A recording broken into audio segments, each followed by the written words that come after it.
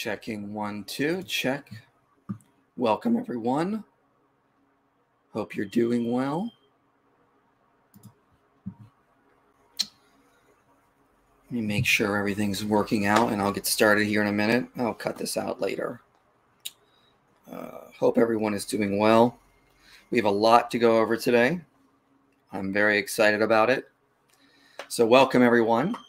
Let me explain what's going on today. So, as you know, I had a debate with Daniel Hakikachu on if child marriage should be allowed. He did a post-debate review on his channel Thursday. He typically does post-debate reviews, so we were waiting. And so he has a physician on, someone who claims to be a physician. Now, we don't see the guy's face. We don't hear about his credentials other than he's a physician in New York. They claim that I've misrepresented all the research on child marriage, that it is perfectly normal, it is not harmful, and that I'm just lying and using feminist think tanks. They made a bunch of deceitful claims. They lied about a lot of stuff. They even have to concede on some points, surprisingly, but they made numerous errors in order to argue that child marriage should be allowed and should not be considered harmful. From the audience perspective, that's pretty bad, because here you have two guys claiming there is no research that really demonstrates massive harm of child marriage. Therefore, it's perfectly normal for grown men to go out and marry and abuse children. I'm not going to stand for that. And I went through their whole review of my opening statement and rebuttal period, and that's what I'm going to be responding to, and noted they made numerous errors. To give you some highlights of what we're going to cover today, Daniel puts up a graph claiming this study shows that men are naturally just attracted to 14-year-olds. That is false. The graph he shows isn't even in the study. I doubt he even looked at it. I think he just found it online. They bring up a study claiming that it was just the average age that girls in the Roman Empire were marrying was between like 13 and 15. That is also false. The study does not say that. They hint and they speak about this study that was apparently done in Washington State that apparently shows there is no harm caused by teen pregnancy. But they don't show you the study. I'm going to show you the study. I'm going to read from it. They didn't read from it. They're deliberately hiding what that paper actually says. They make a lot of other errors beyond that. So we're going to go through this all. It may take a couple hours. I don't really care. Public service announcements on Twitter. There is Dr. Javed Hashmi has been trying to get Daniel Hakikachu to finalize a debate with them in June. He hasn't gotten back to him. I want to announce that so people can be known aware that this is happening. And Dr. Hashmi has been trying to get this set up.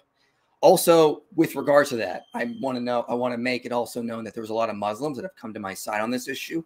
I appreciate that.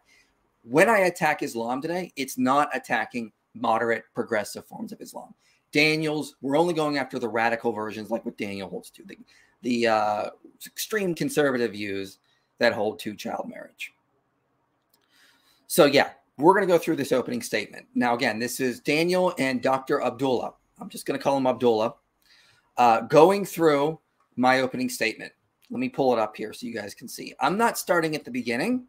I'm going to, at some points, I've written time markers down here where I might jump ahead a few minutes just to save on time. But I will go through their opening statement. I'm going to just put this on. Let's go 1.25 should be fine. And I'm just going to start going through it, and I'm going to start to show you the problems. You'll see very early on. Thank you. Thank you for the super chat, Joel. Appreciate that. Well, here's what I wanted to say this. We don't know. The thing is, again, he's hiding his face. We don't know his credentials, but he just claims to be a physician in New York. But you will see numerous issues that are going to make your put up some red flags about the things he says. Towards the end, I'm going to cover this, but he might be an anti-vaxxer. He starts to throw shade on the CDC, and Daniel's going to jump in really fast and go, no, we can't say that. He makes some claims that I will show are just directly contradictory to the medical literature on it. He claims I've misrepresented research, and I'm going to show you I didn't. We're going to go through a lot of this stuff. But let's dive in. Let me know if you guys have any technical issues. I'll keep an eye on the chat. And yeah, let's just get through this thing. That's the point. Okay. So to begin with, he uses these two pictures to show us how creepy and terrible child marriage is. I actually looked these up. The left picture is from a YouTube channel that they did for a prank. They dressed this guy up as this old, ugly, creepy-looking man, and they put a minor next to him, and they put them in Times Square in 2016 just to, get people riled up and angry, and they posted it on their YouTube channel as a social experiment. The picture on the left is not a real picture. That is a setup. The picture on the right is a photo shoot from UNICEF to argue against child marriage. The picture on the left is also a setup by... Does Abdullah not realize how stock footage sites work? Does he realize that if he sees a billboard with a doctor on it, it's probably not a real doctor, but a paid actor? They're taking issue with the fact that I used stock photos. And this somehow shows I'm being deceitful. What? Do you guys not realize how stock photos work? Most of the photos you see in advertisements are probably not real. But this is the kind of stuff they use, and I wanted to show you a sneak peek of the type of the way they sort of handle this kind of thing. But I want to move ahead here a little bit to when they start responding to things I've actually said here. But yeah, they're upset that I use stock photo sites. Come on, that's ridiculous. So again, they're reviewing my opening statement, and they're going to make a bunch of blunders as we start getting into the age of puberty here. So let's get into this. Right now, I have more. Yep. So he cites these talking points. He says teenager is like someone between 15 to 17 years of age. And he says maturity is he's trying to argue that maturity is attained between 15 and 17 years of age. Now, where did he get these numbers? So the top quote, if you look closely, he took it from a Positive Parenting Tips page. And right. That's from the Positive Parenting Tips page of the CDC. And it's, has advice. It has vague general advice for families of teenagers saying, hey, your child will be rebellious and sexually experiment. Nowhere does it say age of maturity is 15 or 17. This is just a public facing, PCA kind of public service announcement kind of website. This is not a scientific publication by the CDC. Nowhere does the CDC define a teenager as 15 to 17. Right. And he's not really citing a real source for the top quote. The bottom quote. Okay. I cited the CDC. The CDC is a reputable source, guys. He's claiming that it's not a published study by the CDC. Let me just go to the actual source, and I will show you where I got it. This is from the CDC's website. Okay. Yeah, it's not a published study, but the information on the CDC's website still comes from medical experts.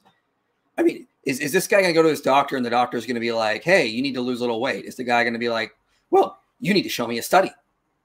No, you can take the advice from medical experts. And the advice we get from the CDC is coming from medical experts here. And it says that teenagers, basically, most girls will be physically mature by now and most will have completed puberty. And I'll cite some more coming up to show that, that, again, this is not just them. I'll show you other research as well that shows this. But let's get back to Abdullah trying to respond and argue that this is inaccurate to say that puberty is completed in most girls between 15 and 17. Is from the Encyclopedia of Educational Therapy and Philosophy. And this is, again, not a medical journal. This is the guy who wrote the bottom quote has a education degree. Right. That bottom quote is not making any scientific point. Okay, so then what is the science? Well, the science is, as you said, as you accurately quoted multiple times, the biological definition of maturity is puberty, and the puberty process takes a child to maturity, to adulthood. And in girls, it can be completed between 10 to 13 to sometimes 15 years of age. It differs, but in most cases, it is complete by 12, 13. Puberty is complete by 12 or 13, according to Abdullah here, who is said to be a physician in New York. Yes, you heard that correct. Okay, so this is coming from someone claiming to be a doctor, therefore it needs to be addressed. So let's address it here. I'm going to share my screen here. Let me pull up my notes. First, let's talk about the source I use, okay? So I'm going to I will just share my entire screen. That way it is easier. Because I'm going to, oh no. All right, so this is the guy I quoted. Okay, he's a professor at Johns Hopkins. He's got a degree in psychological training. So he's an educational psychologist, okay? The source that I quoted, let me pull up my notes here, okay? Go to page 18 here when it loads. Okay. Seemed like nothing pretty controversial. Yeah, you know, most girls basically complete puberty by the time they get to 15 or 17, as you can see down here at the bottom. Okay, didn't really seem like it'd be a controversial thing since this is what the CDC says. But Abdullah wants to dispute this. Okay, well, let's pull up some more medical research on this. What page did I have there? So page 111 here. So page 111 of Metabolic Syndrome and Obesity in Childhood Adolescents. Let's go down to page 111.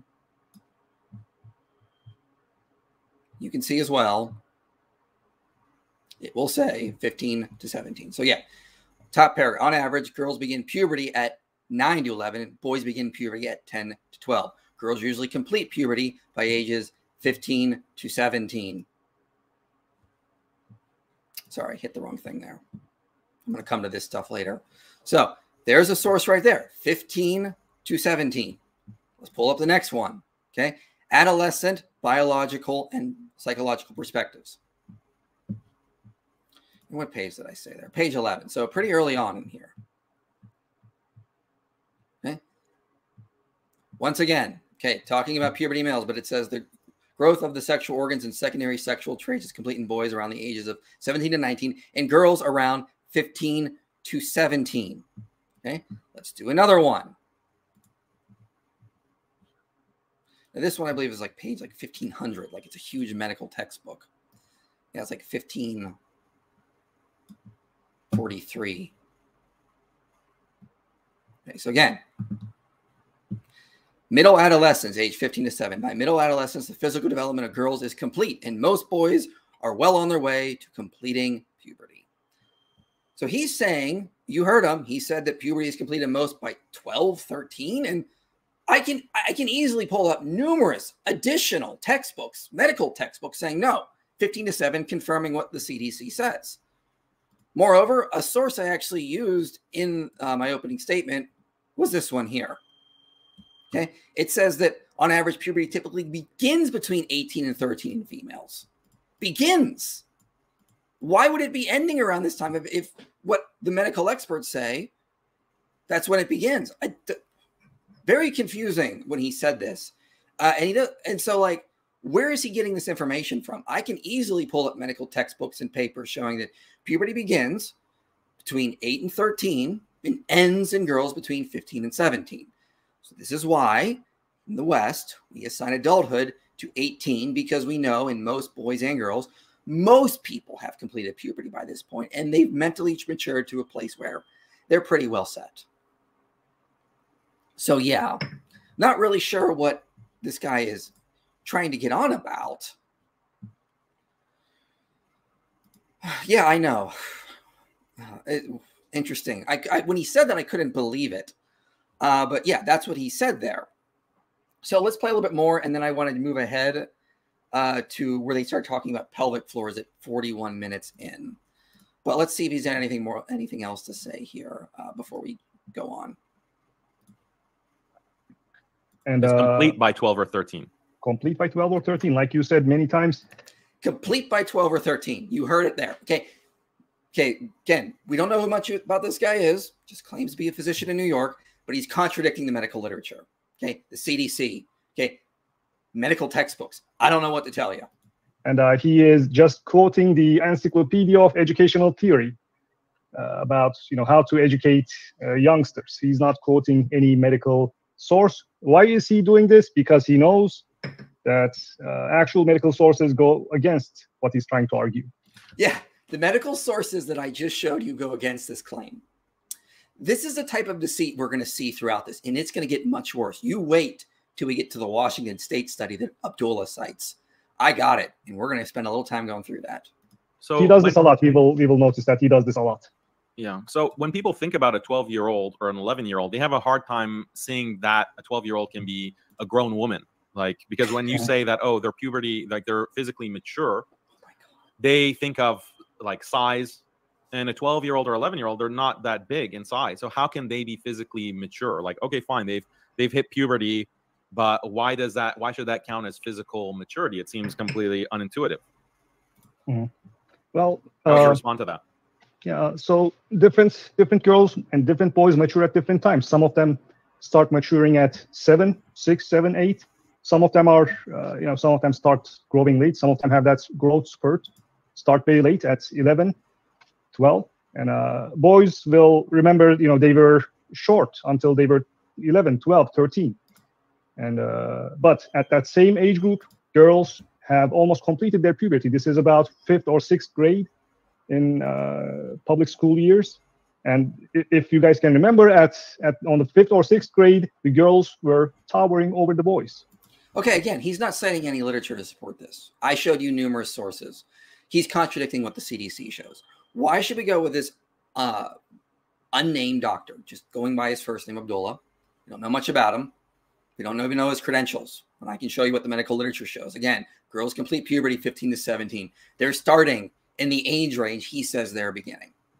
So he doesn't really cite much here. Let's see what else he has to say, though. The girls would be much taller than the boys of the same class, of the same age group, because as is accurately mentioned on the screen here, girls are always ahead in terms of development, even starting from birth, even from infanthood. Girls are always ahead in development. Their bone age, their bone development is much more advanced. This is the CDC stats, I believe.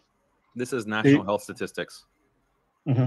And this one right here, and this one right here says 1% of girls have their period at 8 years. 4% have their period by 9 years of age.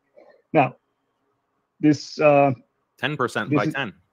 10% of girls have their periods by 10 years of age. So period is not just, one morning a little girl wakes up, a little toddler wakes up one morning and discovers a pool of blood out of nowhere. Okay, yeah, but getting your first period is not the end of puberty. I can find no medical literature that says that. Okay, so this is irrelevant. This is all he really brings up. He does talk about the Tanner stages. Let's move up to that, though, to save a little bit of time here, because they're just going to go on about this stuff. Again, we agree girls get their puberty before 15 and 17 on average. But again, that doesn't mean that's the end of puberty. % of their adult pelvic dimensions. So their pelvic growth has completed by 85%. Hold on, I'm going to go back a little bit here. So once you have your period, that's your adult height. You have reached your physical maturity at menarche, basically. And he also makes a big deal about pelvic. You've reached your physical maturity at menarche. Let's keep listening, though. Dimensions, small pelvis. So at the time of menarche, girls have 85% of their adult pelvic dimensions. So their pelvic growth has completed by 85%. Okay. What? You just said they're basically complete by puberty by 12 or 13, but you're saying the pelvic dimensions are not fully complete at this stage.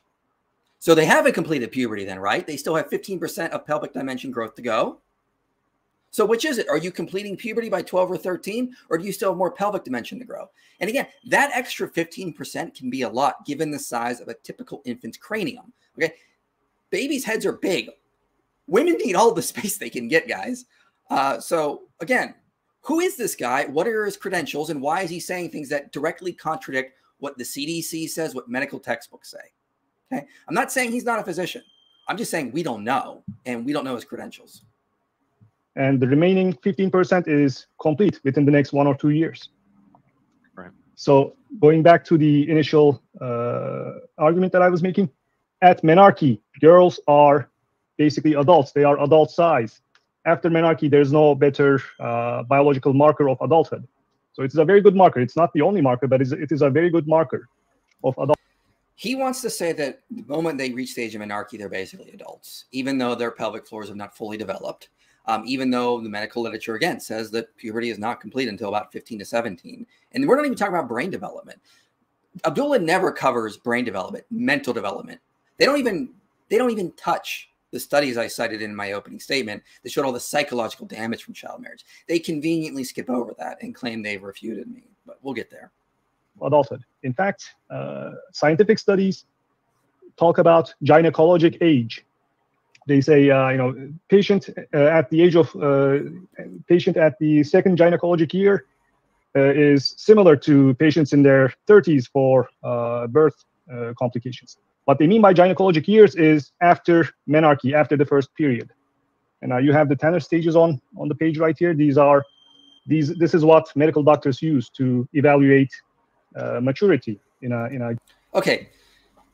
Notice the Tanner stage. Menarche is in stage 4, as you can see. That's not the end of puberty, obviously, because you still have Tanner stage 5. So even by their own graph, no, puberty is not complete when you get to the age of menarche. You still have more growth and development to go through. This is, again, why the textbooks I cite say 15 to 17. A girl and a boy. This is the girl's version. So as you can see, like 5 Tanner stages. And menarche happens at stage 4. So I think this is what people, what you're saying. Like, people have this idea that you have a toddler and then suddenly there's a pool of blood. Suddenly the period happens.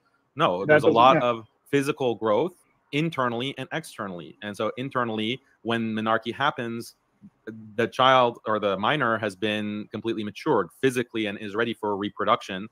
But, internally, in terms of the internal organs, the reproductive organs, those have developed in much earlier stages.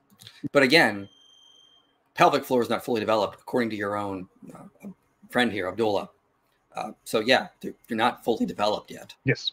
The internal organs actually start growing before anything else becomes visible from the outside. And once you have external, body shape changes, like the girl you had to censor on the initial slide, once things are at that stage, that is functionally an adult, basically.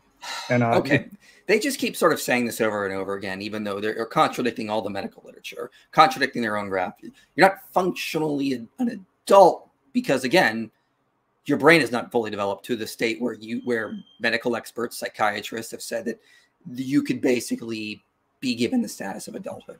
I'm going to move ahead a little bit to just cut out some of the fluff because they just sort of keep saying the same point over again. I'm just going to go a few minutes up just to about 46 minutes in because they're going to start talking about some things. And then we're going to start getting into the studies I cited. Demonstrated scientifically.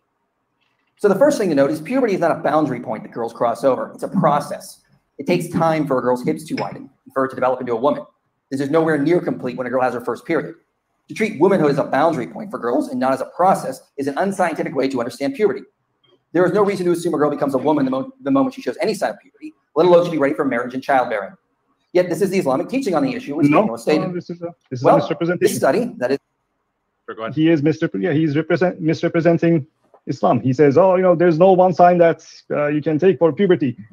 While he says there's no one sign that you can use for maturity. Meanwhile, he's using the calendar age as the only sign of possible maturity. Whereas in Islam and every other pre-modern culture, people looked at the physical development. People looked at whether the girl had shown signs of fertility, which menstruation is a good sign of fertility. People looked at, of course, ability to be helpful, ability to be. Okay. Abdullah here seems a little confused because I was responding to Daniel in this section. Do you guys remember? That's what I was responding to here. Daniel said you can consummate marriage when there are any signs of physical maturity. Now, remember, in Islam, you can consummate the marriage when at puberty. Okay, what is so fundamentally wrong about consummating marriage at puberty? Okay, and again, in our very debate at 49:29, where I'm debating Daniel, he says because if you can start fertilizing a female as soon as she's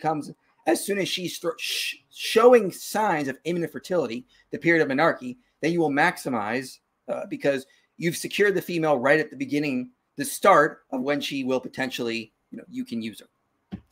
When the body is physically mature is what he says. So Here, Abdullah is ironically throwing Daniel under the bus, because in my opening statement, I was responding to what Daniel said, that you can consummate the marriage at puberty as soon as you show any signs of physical maturity.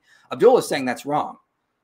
So ironically, he's saying I'm misrepresenting the Islamic teaching when really I was representing Daniel's position, which shows that Daniel was representing the Islamic teaching. So Abdullah, ironically, is throwing his co-host here under the bus.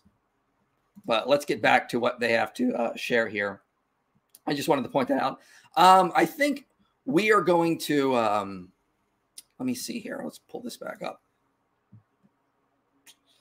We're going to, let's just play a little bit more and see what they say. Helpful in daily tasks, the household tasks, which was a massive, massive burden in the pre-modern. Again, he's just pointing out that Daniel did not understand the Islamic teaching, if Abdullah is correct. I was responding to what Daniel said about the Islamic teaching. But let's move ahead to when they start covering the studies that I cite. So they're going to take issue with the first two papers I cited and then ignore the rest. They're going to cherry pick. They're going to take the fact that I was making a cumulative case and ignore that I had much more robust studies beyond my initial assessment. But here, let's get into some of these. Problems in newborn babies, faulty feeding practices, lack of knowledge regarding family welfare methods, and health implications. They note child marriages lead to serious health consequences. It also bereaves young girls of their childhood by overburdening them with domestic responsibility. Yeah, the study actually does not prove that anywhere. The study he's citing does not prove this claim anywhere. Okay, we're going to stop there. Studies like this cannot prove. They can only make inductive inferences, which, I thought would have been obvious. Let me pull up a source here. So I will share my screen again. Sociology. Okay. I'm going to go down to the section on inductive approach. Okay. Some sociologists conduct scientific research through a positive framework utilizing a hypothetical deductive formulation of research questions. Other sociologists conduct scientific research by employing an interpretive framework that is often inductive in nature. A lot of sociological research, well, most, has to be inductive. Of course, it's not going to prove my case. Daniel should know this. He cites studies all the time he uses as evidence to support his case. This is what he said in his debate with Tom Jump. He can't prove something. He's arguing for evidence. The harm is evidence of something. But here, they want to shift the goalpost. That my one study out of the cumulative case I was making does not prove. Well, of course it doesn't prove, but it is evidence that child marriage is harmful, which was my point. And it's only one study among multiple, which they're not even going to cover for the most part. So if we can take some time to pick apart the study that he's citing here. Sure, I can pull it up. You want me to pull it up actually and then show it on the screen? Yeah, we could just pull it up on screen, so our viewers can also appreciate the groundbreaking science on this article. Okay, I believe this is it. An epidemiological study of child marriages in a rural community of Gujarat. And I cited the one in the rural community to start as just sort of like laying the groundwork. Multiple other studies confirm their same results, which they're going to ignore. Yeah. So this paper is from the Indian Journal of Community Medicine, written by a family physician and her survey assistant, I believe. And this paper is basically a survey. They went to a single village in India, completely Hindu village. There was like maybe one Muslim couple. Okay, to be clear, surveys are typically how sociological studies are done. If you go back to that source I just had on the screen on sociology, they note surveys are a pretty common way to conduct sociological research. This is not out of the ordinary to conduct surveys like this. Yep. They went to a Hindu village in India, a single village in India, where they showed that lower caste people marry very young and higher caste people marry later in life. And right. They had about 158 people participating in their survey. And they basically go door to door, knock on. No, they had 100 and they looked at 755 couples, and then they honed in on about 158 couples. So not 150 people, 158 couples. the door and, you know, ask them a bunch of questions like, how long ago were you married? How many children do you have? Do you remember if you had any difficulties during labor? You know, did you have asphyxiation during labor? Did the baby suffer after birth? Did you have seizures? Did the baby have seizures? Then they ask, do you know what's the correct diet for a kid until he's 6 months old? Do you know what's the correct diet for a kid after 6 months? When did you first start solid foods, and so on and so on? So this is a community medicine survey, basically. And they ran some very basic statistics on the survey data that they collected. And when I say yep, that's true, very basic, I mean very basic. They did not control for any of the confounding factors. Like I mentioned, the richer the family was, the higher caste, the Brahmin caste or whatever caste, the higher caste family was, they married later in life. They were probably richer, they were better educated, most likely. They probably had better health, better access to many hospitals because of, you know, the caste system in India. So we can assume that there were very significant socioeconomic differences. Yet in the analysis, the paper does not take any of this into account. They just use raw numbers. They say, oh, you know, they make some groundbreaking points, such as girls who married under the age of 18 had children earlier than the other group. Wow, that is groundbreaking facts. Brilliant. And truly brilliant facts. And yeah, many and of the things. And go ahead. Yeah. All right. Well, real quick. Again, this was me laying the groundwork. This study is not useless. It would be useless if later research contradicted it. But as I go through my opening statement, I show that no, their basic initial assessment is multiplied. It's compounded by more and more research, more robust research. And this was the point. I cited narrative reviews that cover multiple studies to just show that, yeah, this initial assessment just keeps getting bigger and bigger. When these two guys get to the narrative reviews in my opening statement, they just skip right over them. They don't even look at them. They spend a lot of time on this one study. They hone in on this, but they don't look at the more robust studies I use that use linear regression models as well, which we'll get to. Yeah. And many of the things yeah, go ahead, please. Oh, well, I was going to say that the not taking into account socioeconomic factors like not accounting for poverty, this means that their analysis is useless. Like, it doesn't show that child marriage is causing these problems. Like, early marriage is the causal factor. Like, that's what Mike Jones is claiming. No, He's saying that look, this early marriage causes these health problems, but you can't. Okay, it does. As the research I showed basically points to that when you start compounding the research. Also, and let's just pull up the study here quickly so we can talk a little bit about this. Let me find it here because I got it saved right in health consequences. Here it is. All right. Bear with me, ladies and gentlemen, while I pull up things that I need to get to. Okay. So some of the stuff, they will admit, Abdullah's going to admit later, things like low birth weight, preterm delivery, they're going to concede this point later on and say that, yes, this is associated with child marriage. So for them to say this is useless is just contradicting what they state later in the thing. Some of these things cannot be accounted for by poverty, like healthborns and newborn babies.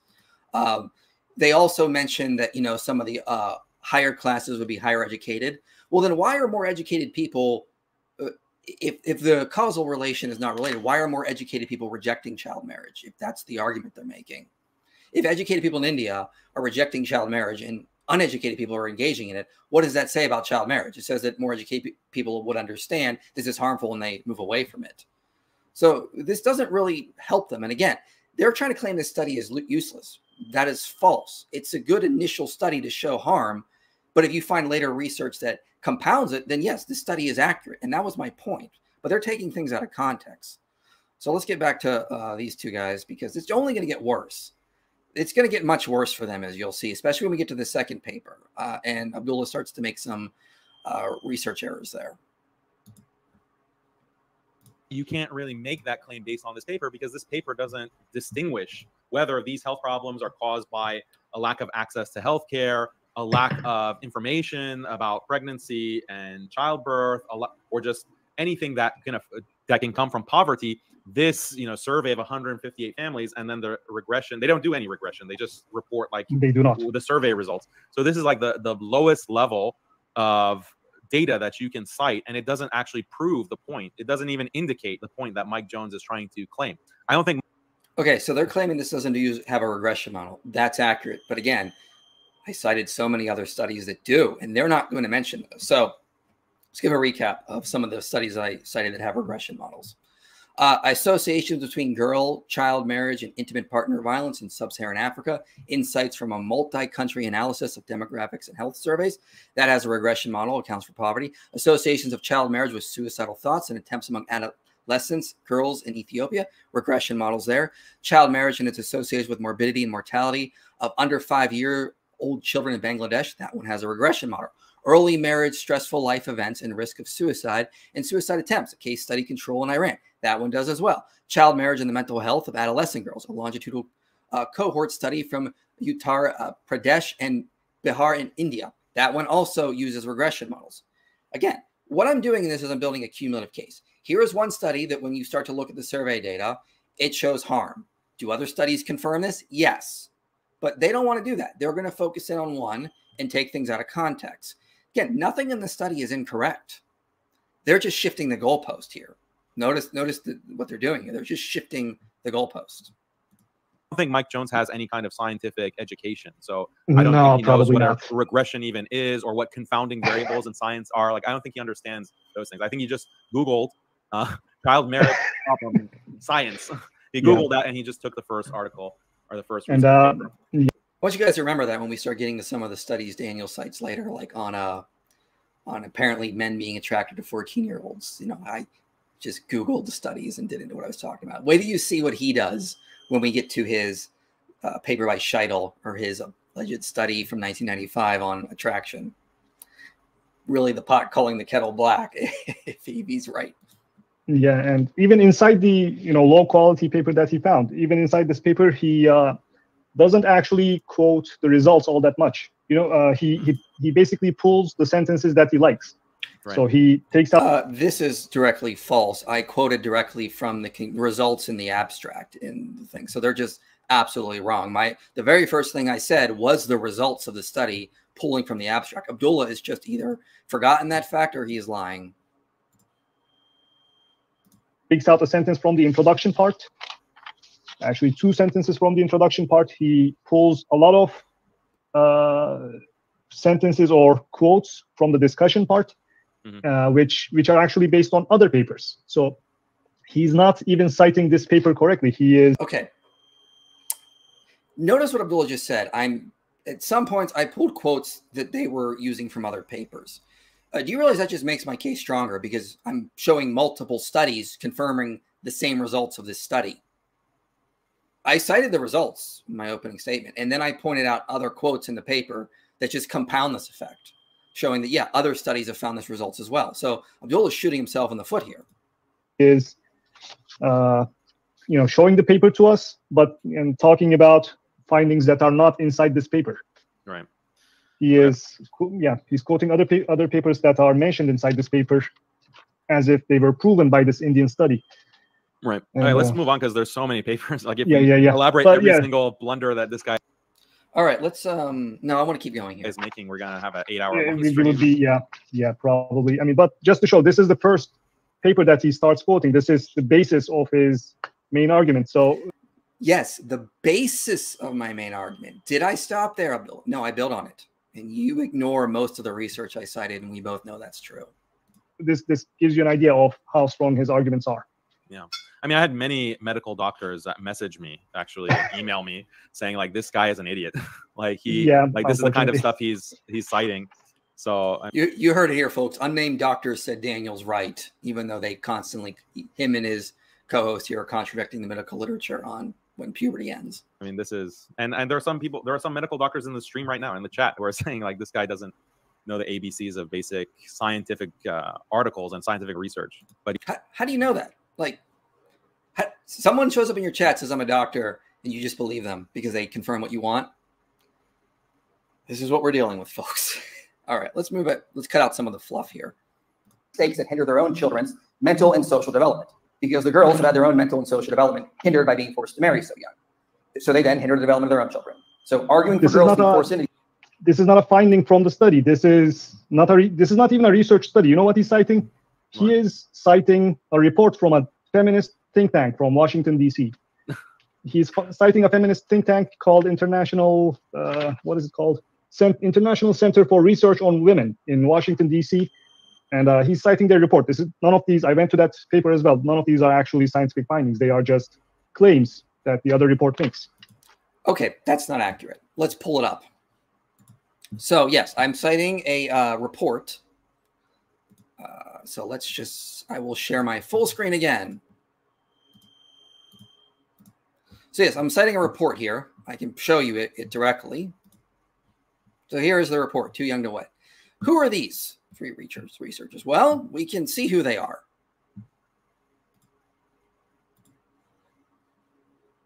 Okay. Okay, Senior Associate in Dreams Implement of Science Project Director. Okay, this is somebody who has studied HIV infection in Sub-Saharan Africa. Okay, they have relevant credentials, as you can see. Let's go to the next person. Okay. Professor of Practice, okay, PhD, works with health education opportunities in the global south. Again, relevant credentials, works in the health systems. This last one I'm not sure because it's a very common name, but I think this is the researcher base that I could find. Again, Senior Technical Expert of Reproductive Health in Washington, D.C. So 3 relevant experts, guys. This report here is not something that is useless. And again, do they cite research? Yes. They cite a ton of research to confirm the findings of their report. This is not something that is useless. You can see this is coming from experts that are studying women's health, and they're citing lots of various studies. You can see a lot of the claims they show. Okay, as a result, even girls, they are still children, are often defined solely wives and mothers and exposed to responsibilities and risks for which they're not often physically or mentally prepared. This is what the findings of their research shows from a multinational analysis. You can see infant mortality rates by age of mother based on their research. Okay, they're trying to claim this is just some sort of like opinion piece that was put out by feminists or non-experts. That's not the case. You can see quite clearly what this study is basically showing. So yeah, I want to get to something else though, because we're about to see a very interesting blunder from Abdullah. So let's get right back into there. Real quick. Where was that? Yeah, the feminists aren't, exactly. That's a great point as well. It would be a genetic fallacy. Just because they're feminists, that does not mean they're wrong. So this quote right here, the immaturity and lack of education undermines her capacity. Like that's what you're referring to. That's from a feminist think tank. The last one that he was talking about, the physiologically, when a girl is married at a very young age, she's more likely to get pregnant and deliver a baby at an age when she's physiologically and psychologically not prepared for childbirth. This is not from a research study. This is from a feminist think tank. It is not backed by data in that paper from the think tank. It most certainly is backed by a ton of data, which I just showed for you. This is the type of deception they go. Notice they don't put the study on the screen. They don't put the report on the screen. They don't show you the research they're using. You guys can go read it yourselves. Right. I actually went back and checked the source of his source, unlike he himself failed to do so. Yeah, so he's quoting things from these secondary sources, and he's not checking the source of this. Like, he's not ironic checking that primary source. But when you check the primary source, it's just like think tanks. It's like UNICEF, like just making broad claims based on feminist or liberal ideology. It's not like zero medical, data. Yeah. Zero data. It's not like a medical study. So this is his dishonesty or incompetence. Maybe he's just incompetent. He can't distinguish between a secondary source and a primary source. That could be the problem. You're going to see them make those claims a lot. And quite honestly, there's a lot of projection in what they're saying when they do this. They're really trying to compensate for the lack of research they've done and the blunders they're about to make. Could be. These situations is blatantly immoral. In 2007, the United Nations Children Fund reported that a girl under 15 is 5 times more likely to die during pregnancy and childbirth than a woman in her 20s. Another paper pointed out that data that comes up a lot in this discussion. That comes up a lot. He will keep bringing that up. 5 times more likely. So he did not take that claim from the original source either. He quotes this Indian paper this paper written by two Desi aunties. And he took that quote from this paper. When you go back to no the offense to Desi aunties, by the way. No, we love Desi aunties. We absolutely love Desi aunties. But when you go back to that 2007 paper, it quotes from a 2001 UN paper, and not even a paper, report. 2007 report quotes from a 2001 report. When you go to that one, it goes back to a 1997 report. When you go to that one, there's no source.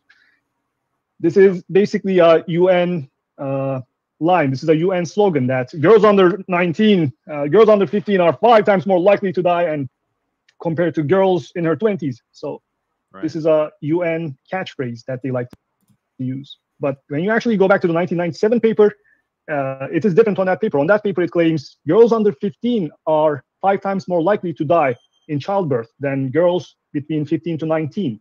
And those girls 15 to 19 are in turn twice as likely to die as girls in their 20s. So the actual number that the UN initially claimed was 10 times more likely in 1997. Mm-hmm. But all right, let's stop there, because I think this is where Abdullah got a little confused. He didn't track the source down properly, and I'll show you. So I'm just going to go through the sources here. So again, the claim is a girl under 15 is 5 times more likely to die during pregnancy and childbirth than a woman in her 20s. That's the claim. Now that's coming from, as I pointed out in the debate, that's coming from a 2007 report. So I'm going to share my screen because I'm going to go through a bunch of studies here to show you where this is coming from. Abdullah is just wrong here. So I'm just going to have to go full screen again because I'm going to go through a lot. All right. So again, that's the claim they're making. Let's pull through. So let's go to the 2007 report. Okay, here it is. Okay, we go down to page 4. We'll see the claim. Okay, girls under 15 are 5 times more likely to die during pregnancy and childbirth than a woman in her 20s. Okay, there's the claim, as you guys can see. Okay, is that on the screen properly? Sorry, I hit the wrong thing there. So, all right, yeah, so there's the claim. Now, this is in a section called Gender Discrimination Across Life Cycle. The sources are at the end, so we got to go to page 88 down here. So again, here it is. Gender Discrimination Across Life Cycles. Information derived from these 3 papers here, okay? So notice none of them are a 2001 report as Abdullah claimed. That's just not the case, okay? Where I'm pretty sure, so I went through all of these, and I found the claim in one of them. I believe it was this 2003 report here. So I got that. So 2003 report here. Here we go to here. Early childhood has been linked to higher rates of maternal and child morbidity and mortality, truncated educated opportunities, lower future family income, reported by these guys here. Okay, reviewed and evidence for the effects of childbearing. Okay, notice that's a 1998 paper, not a 1997 paper. We can go to that one. Zabin, 1998. Okay, what does this study show? Okay, a lot of stuff. Because the risks are greater for younger than older adolescents, World Health Organization data in age groups 5 to 14, 15 to 20, even data for groups ages 15 to 9 are limited, usually teen outcomes. So I highlighted a bunch of stuff in this because I went through it all. Okay, several studies have examined HPV among young women in Africa, reviewing more than 21,000. Harrison et al., 1985. Younger mothers were 15 more likely to experience premature labor than were older mothers. Here's where we start getting to the claim. I believe this is it here. Yes. So notice Abdullah got the whole train of thought wrong. He probably got confused with the report, went to the wrong place. This is where the actual claim is. Harrison et al. Reported that prenatal death rates among infants of teenagers aged 15 or younger at 180 deaths per 1,000 deliveries, compared with rates of 100 deaths older for women. Okay? Higher rates there. Where is the one I'm looking up for? Did I get? So as you can see here, they basically point out that there's higher rates of death for girls that are under 15. Okay? These studies show that children born to women younger than 15 were more than 2 times more likely to die at a low birth weight than women aged 20. So what is that actual study? Well, we can see it here. Just pull it up for you guys. Okay.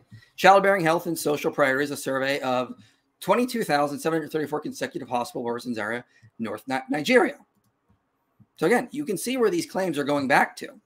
Are they Precise, not precise. Maybe you can make that claim, but they're still arguing that yes, there's a higher rate. You're far more likely to die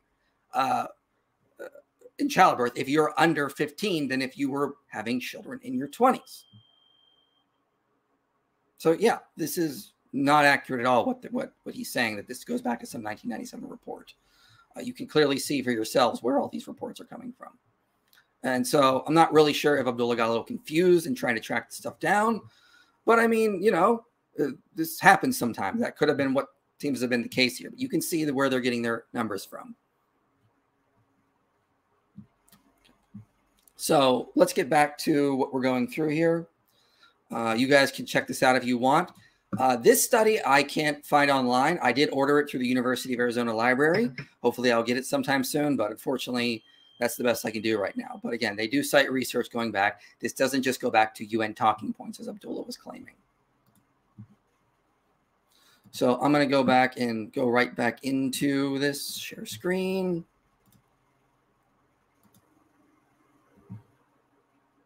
Good. When they kept quoting it later on, they kind of misquoted it themselves. UN misquoted its own slogan and turned it into 5 times instead of 10 times. Now, I looked into all the papers, and other doctors, other researchers that messaged us also went back and checked the statistic. It doesn't actually point to any kind of data in the UN reports. It just comes from the UN Commission of Child Reproductive or Child Health, Child Marriage, Anti-Child Marriage Department. Right. It doesn't actually quote any sources. And so this is one of the main claims that he rests his entire argument on. So well, we would have to. Here's one chart that I remember you shared with me. Maybe you can explain this chart. Sure. Yeah. So this one. Okay, here we go, guys. We're about to reach direct deception. Get ready. This is big. Get ready for this. Maternal morbidity. I don't know if people can see that. Mm-hmm. I'm going to let it play out for a good 4 minutes, and then I'm going to respond, and we're going to go through where they got this study, where they got these charts from. They're not going to show you the study, but I will. So yeah, when the UN claims, children under 15 or children under 19 are 5 times more likely to die in childbirth, they are, if we are being charitable to the UN, they are probably using countrywide mortality data, maternal childbirth mortality data by age group. This is raw numbers. This is just comparing raw numbers. It is not statistics. It is not controlling for any variables. And almost always that 5 times figure is from African countries. They cite Mali. They cite countries like that. But this study that Daniel has on the screen right now, this is from the U.S. state of Washington, one of the whitest, most privileged, like a high quality healthcare access state in the United States. So this study is about all the childbirths that took place between 2003 and 2013. Okay, real quick. Notice what is on the screen: 15 to 19, 20 to 24. What was the original claim in the reports? To go back to the studies I cited: girls under 15, girls under 16. But notice now the shift. This is a bait and switch. Notice now we're only talking about girls over 15. That's important because, again, it's irrelevant. But this is what he's doing. 13. This is every single childbirth in Washington State for a 10-year period, actually 11-year period. So this is a massive, massive study. The number here, the number of data points here, the number of study participants here is 828,000, not 150 like the one he cites. This is a study done on 820,000 childbirths. And on here you can see the relationship between age and adverse events during childbirth. And at the left end of the graph, you have the age group 15 to 19, and it is low. It is very low, and it gets a little lower on the next age group, 20 to 24. The curve goes down a little bit lower and lower, and then after 35 to 39 years of age, it starts rising rapidly, and by 45, 50 years of age, it is obviously much more dangerous for any female giving birth after the age of 40. Now, this right here is the raw data from the Washington study. this is not adjusted for any factors such as poverty, such as race, education status, smoking, alcohol intake. So this is not adjusted for any of these. A lot of things could be confounding this data. So this is not the pure data. The pure data is the other graph, the orange one. I think you just cropped it out. Yeah. Let me bring that up. I just have to make it larger so people can see. Okay. So this right here is the adjusted data, where, let me read from the paper, where they adjust for a large variety of confounding factors such as race, marital status, body mass index, obesity, drug use, smoking, the number of times that they have given birth. It adjusts for that. It makes it all equal. Maternal education, health insurance status, and the gender of the child. So this is the adjusted data that basically purifies the effect of age on maternal health. What do you see, Daniel? Looks negligible, like the difference, you know, it is under 35, it's like a negligible difference in morbidity and adverse outcomes. Yeah, so that's exactly what the authors report. The authors reported that childbirth between ages 15 and 19 is perfectly fine, and it is basically equal to giving birth in early 30s or late 20s. Okay, you heard what Abdullah said.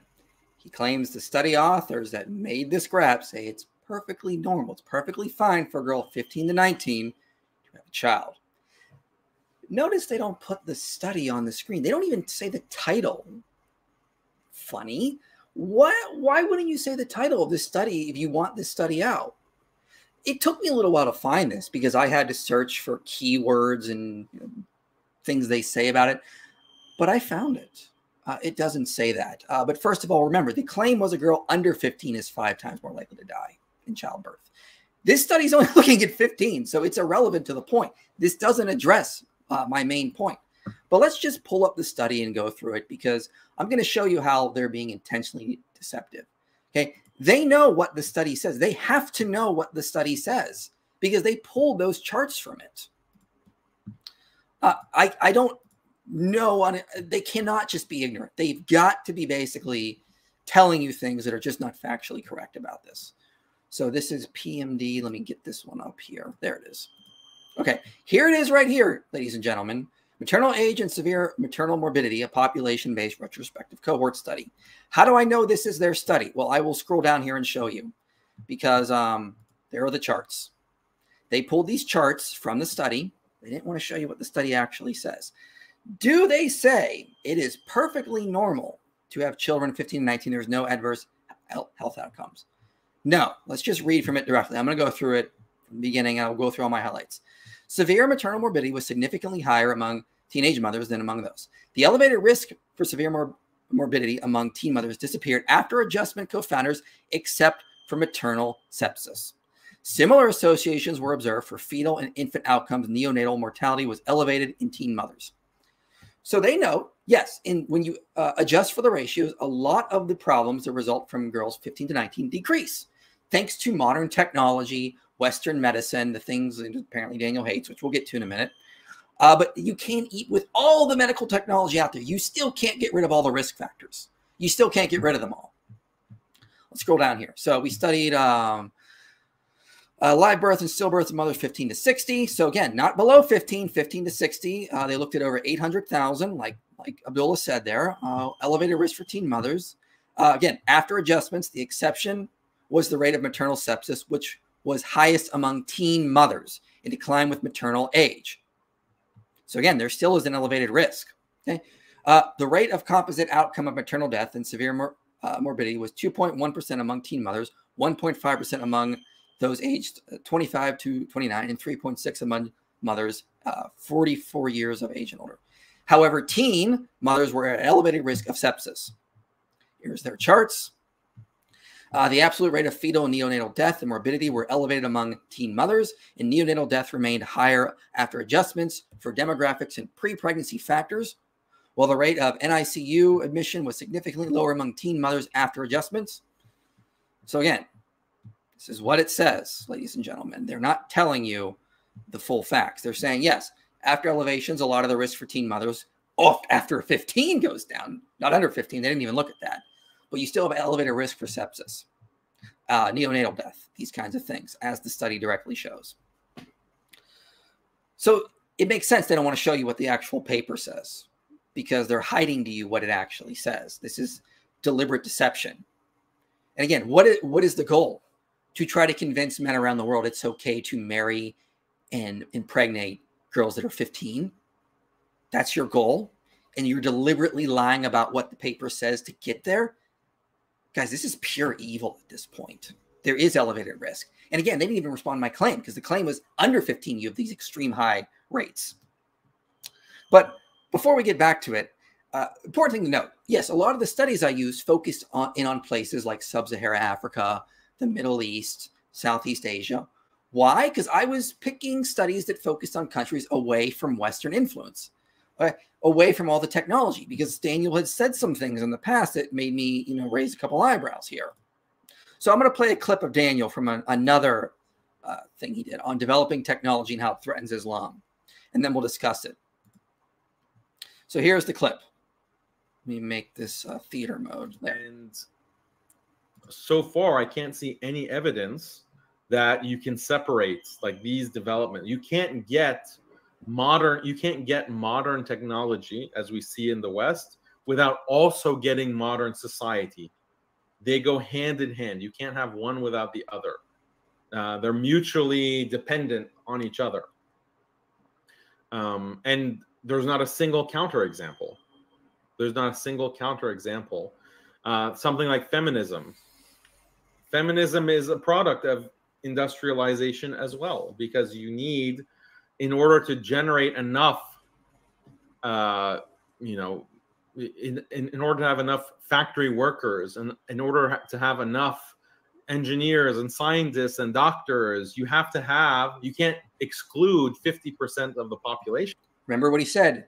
You need modernization, industrialism to get the amount of doctors we have. Use the word doctors.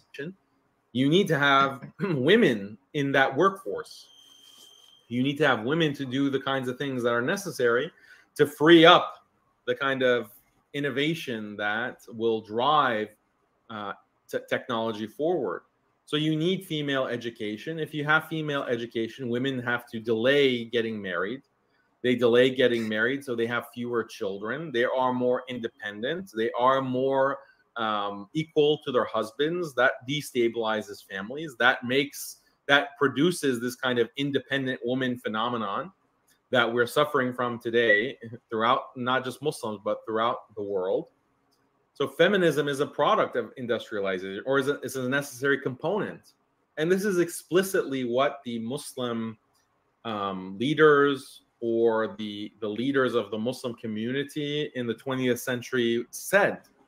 They said, look, we're behind the power curve. We're behind the West when it comes to our technology, our industrialization.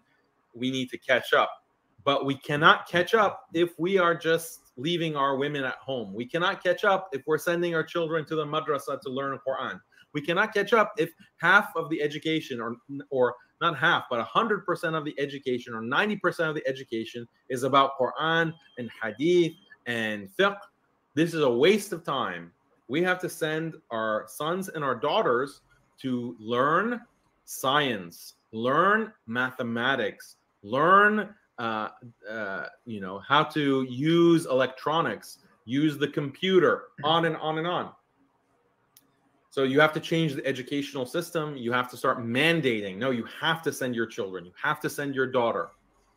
All of this stuff, these social developments, they implemented them in the Muslim world. For what? For the purpose of industrialization.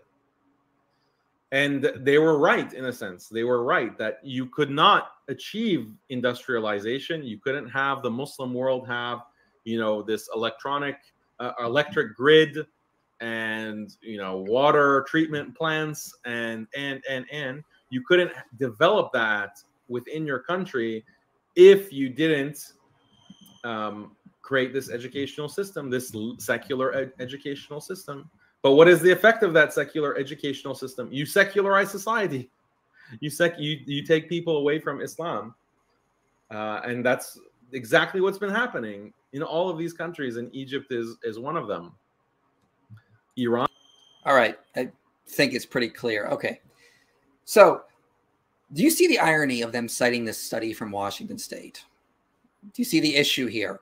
Okay, they're trying to say that if we go to Washington State and we look at teen girls between the ages of 15 and 19, due to all the great technology, all the medical technology that we have, we see that it decreases the risk of having a child at that age. There's just one little teensy problem. It doesn't get rid of all the risk factors. It doesn't even discuss all the psychological problems that come with child marriages that I went over in my opening statement, which these guys don't touch on. But it doesn't even get rid of all the factors because there's still higher rates of neonatal death and sepsis. But Daniel rejects all this. Daniel rejects all the medical technology that makes it easier for teenagers to have children and without the higher risks. He doesn't want this. All this technology destroys Islam. You need all the according to him, you need a modern society that produces a secular system to produce the number of doctors you need to get these kind of adjusted results on the orange graph down here. But Daniel rejects that. So by Abdullah citing this, he is basically throwing Daniel under the bus. This is why in my opening statement, I went to studies in sub-Saharan Africa, the Middle East, Southeast Asia, India, where there is low technology. Because that's the ideal society Daniel wants. He doesn't want this technology that makes these risk factors lower. He wants the society where we see, a girl is 5 times more likely to die if she has a child under the age of 15. Because he says, we need to have Islam, according to him. We can't have these modern technology because it comes with modernism and feminism and secularism, and that's all bad. So we need to get rid of all that and go back to a simpler world, apparently. So this study is completely useless to help Daniel's position overall when he wants to argue for child marriage.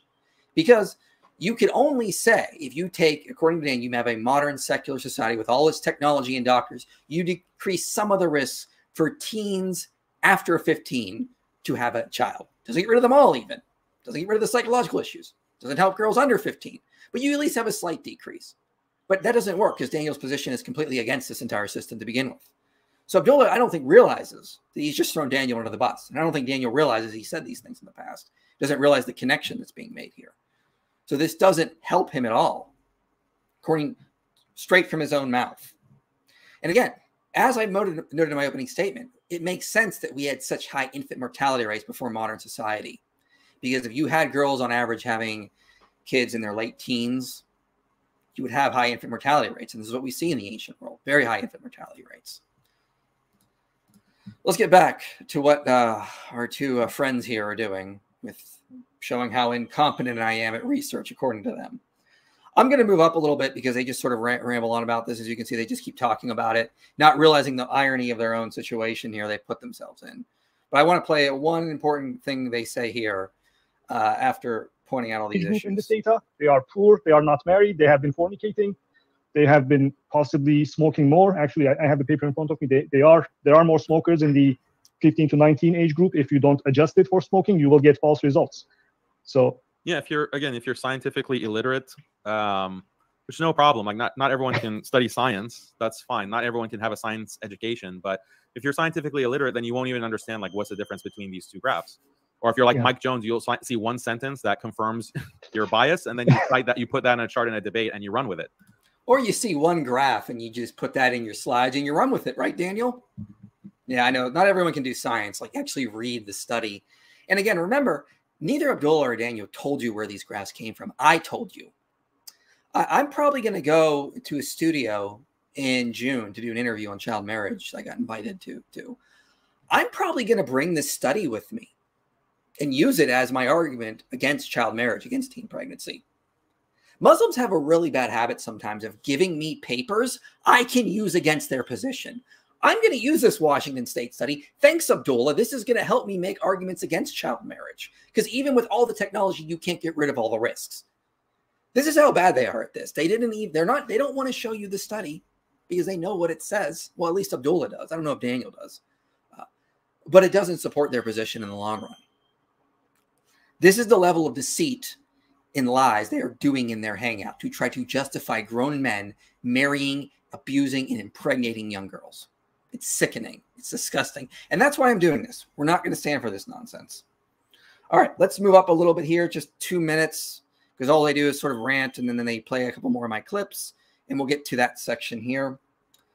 They move on to the next paper I have. And I told you they spend most of their time on the first 2 papers, and then they ignore a lot of the narrative reviews I cite. But we'll cover them here. The illnesses like obstetric fistulas. In Mali, the maternal mortality rate for girls 15 to 19 is 178 per 100,000 of life. Sorry, go ahead. This paper, I checked every sentence. It never says girls under 18 are more likely to die from obstetric fistulas. It never makes any kind of claim that obstetric fistulas are more common in the... That's false.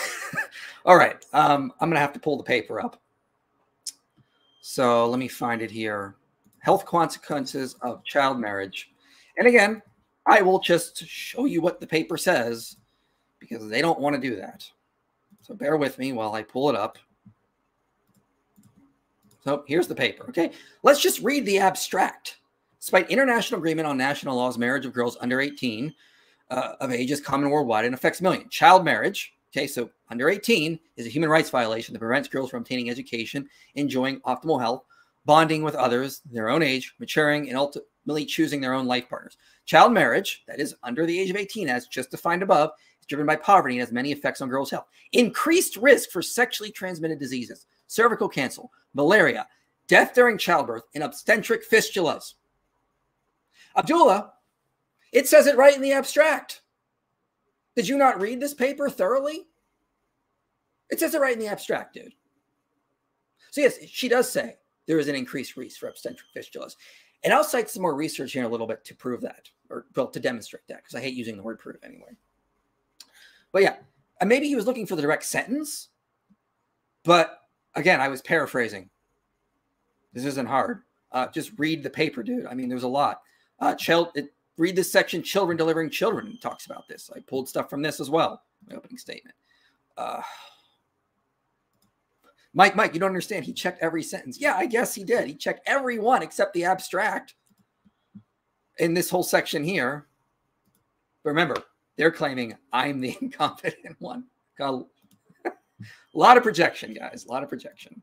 The under 18 age group than any other group. The paper never makes that claim. This is the Mali paper. Yeah, so this is a paper from Boston, written by Naval Noor, the head of the OBGYN department in Boston.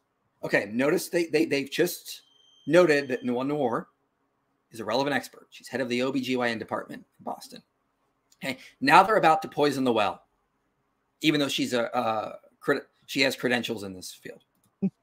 And the author is actually a disciple of that Egyptian feminist. What was her name? Nawal Saadawi. Yeah. She that person is the mentor of the author of this paper. Really? And yeah, absolutely. Wow, okay.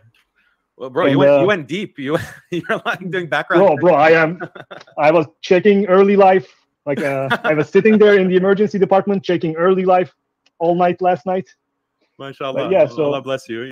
Yeah, he went so deep he just forgot to read the actual paper itself and decided to resort to arguments of poisoning the well with the study, with the not the study, but the paper author here. So yeah, he went real deep, guys. You did your homework. Yeah, as much as I could. So this paper is a review article written by a feminist. All the data cited in this paper are sub-Saharan data. These are basically from countries with no healthcare or very little healthcare. And the paper talks about things like, in people with... Yeah, I went to countries with little healthcare because, again, Daniel has argued he wants Islam away from Western societies where they have advanced healthcare. And you guys heard him. He claimed you can't have the modern secular society and all the technology we have without going down that road. So why do you think in my opening statement I focused on these countries? Abdullah is just, I guess, blissfully unaware of Daniel's actual position here.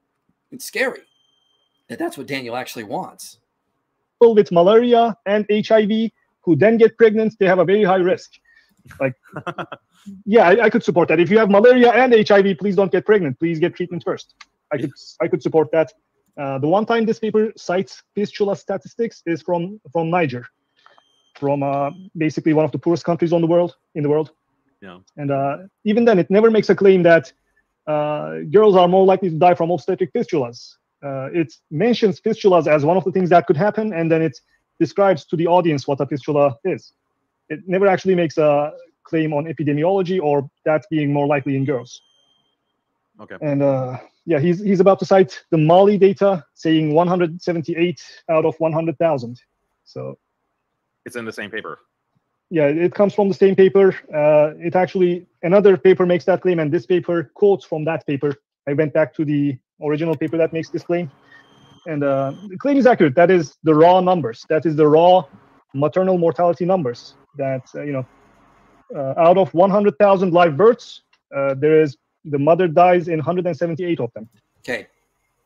Notice the claim being made here, and I want you to watch for Daniel's reaction. It's pretty sickening.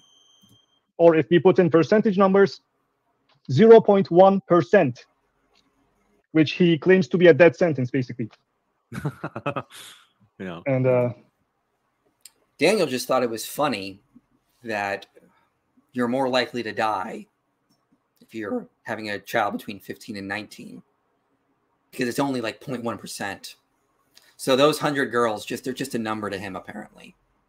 Those extra 200 girls that die in these countries from having children between 15 and 19, those are just numbers to these. Look at how happy he is there and the nice little screenshot we got.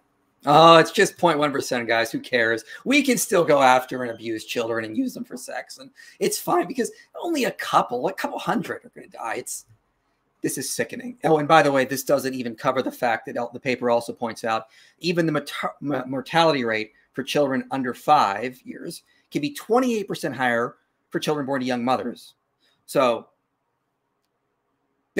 children born to young mothers, they have a 28% higher death rate because these young mothers just don't have the mental maturity to raise them yet.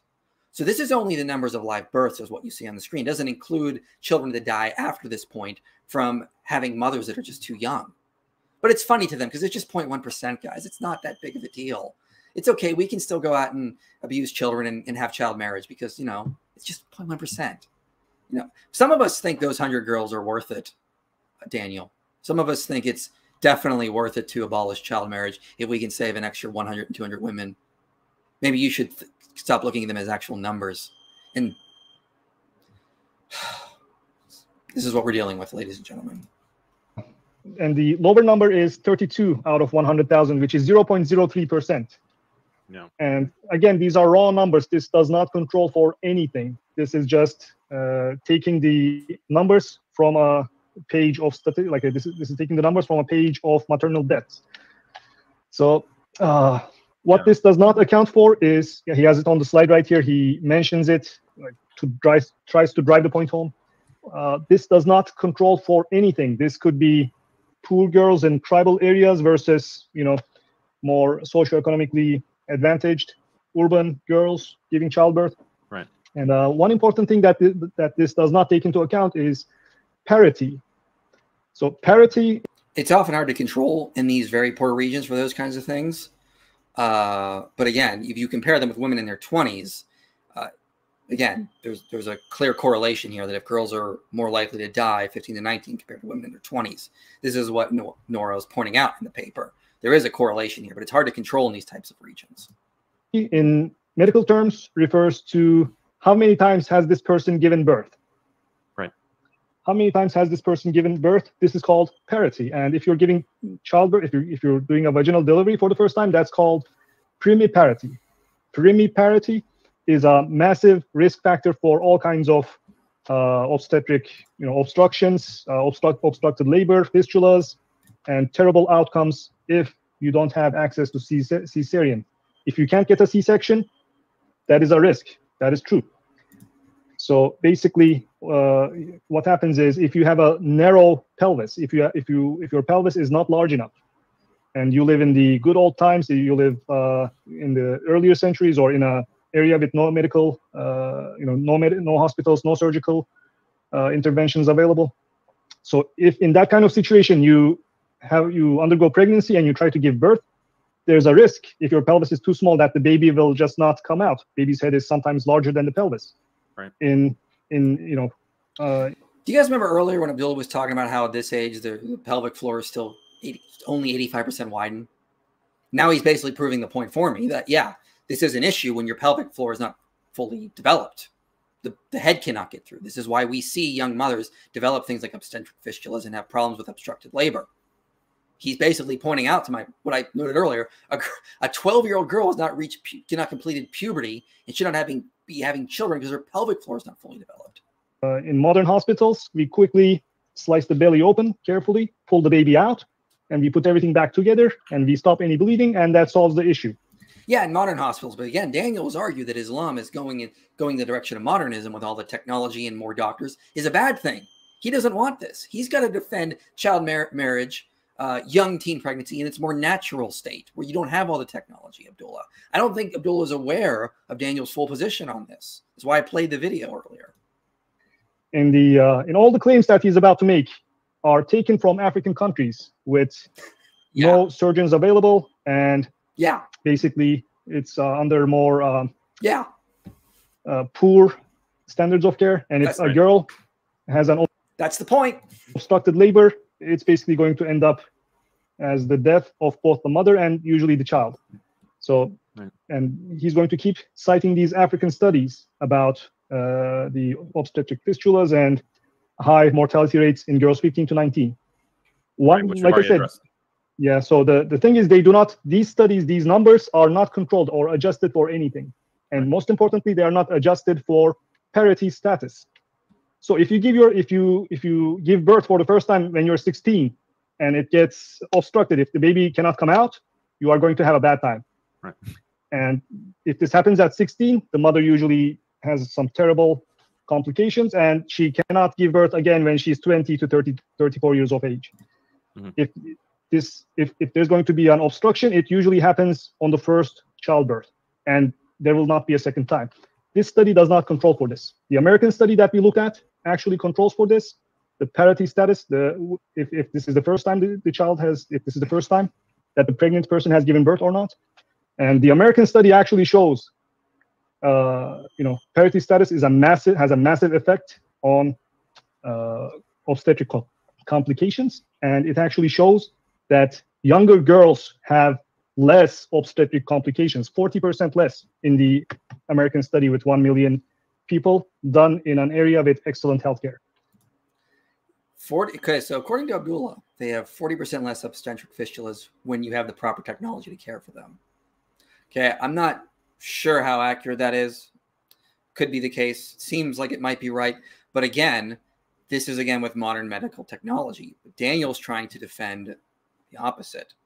We'll get to fistulas here in a second. I'm going to cite some more. I'm going to cite a clinical review on them. Let's let them finish their thoughts, and then I'll jump ahead a little bit because they're going to start talking about fistulas again. Right. So again, I guess if you multiply 32 by 5, you get something like 178. So that could be the source of the UN claims about 5 times more likely to die in childbirth. Right. Like I said, this is raw statistics. This is not actually adjusted for anything. Sure. And an honest researcher would adjust this number for parity status. Right. Yeah. So this is another wrinkle in the data that if you don't have, it's not available. That's the point. There's still a pretty strong correlation when you compare women in these poor regions that are in their 20s versus those that are not. I'm going to move ahead because Daniel just sort of rants here for a little bit. And I want to get more to the actual data. So let's move ahead where we start talking about fistulas again. Paper says girls 10 to 15 are especially vulnerable because their pelvic bones are not ready for childbearing and delivery. Their risk of a fistula doesn't say that. It doesn't actually say that. No. Which quote? When he said girls are more vulnerable because all that stuff. Their pelvic bones are not ready for childbearing and delivery. The risk for fistula is 88%. Yeah, so it doesn't actually say that the girls are more likely to develop. I mean, the quote that he pulls is from the United Nations Children's Fund, Fistula in Niger. Okay. And that paper doesn't actually make an argument that it is more common in girls. And the American data shows that it is less common in girls. He's talking about obstructed labor. exploding private parts and all that. He tries, the author, the feminist author, is basically trying to scare people by talking about these complications.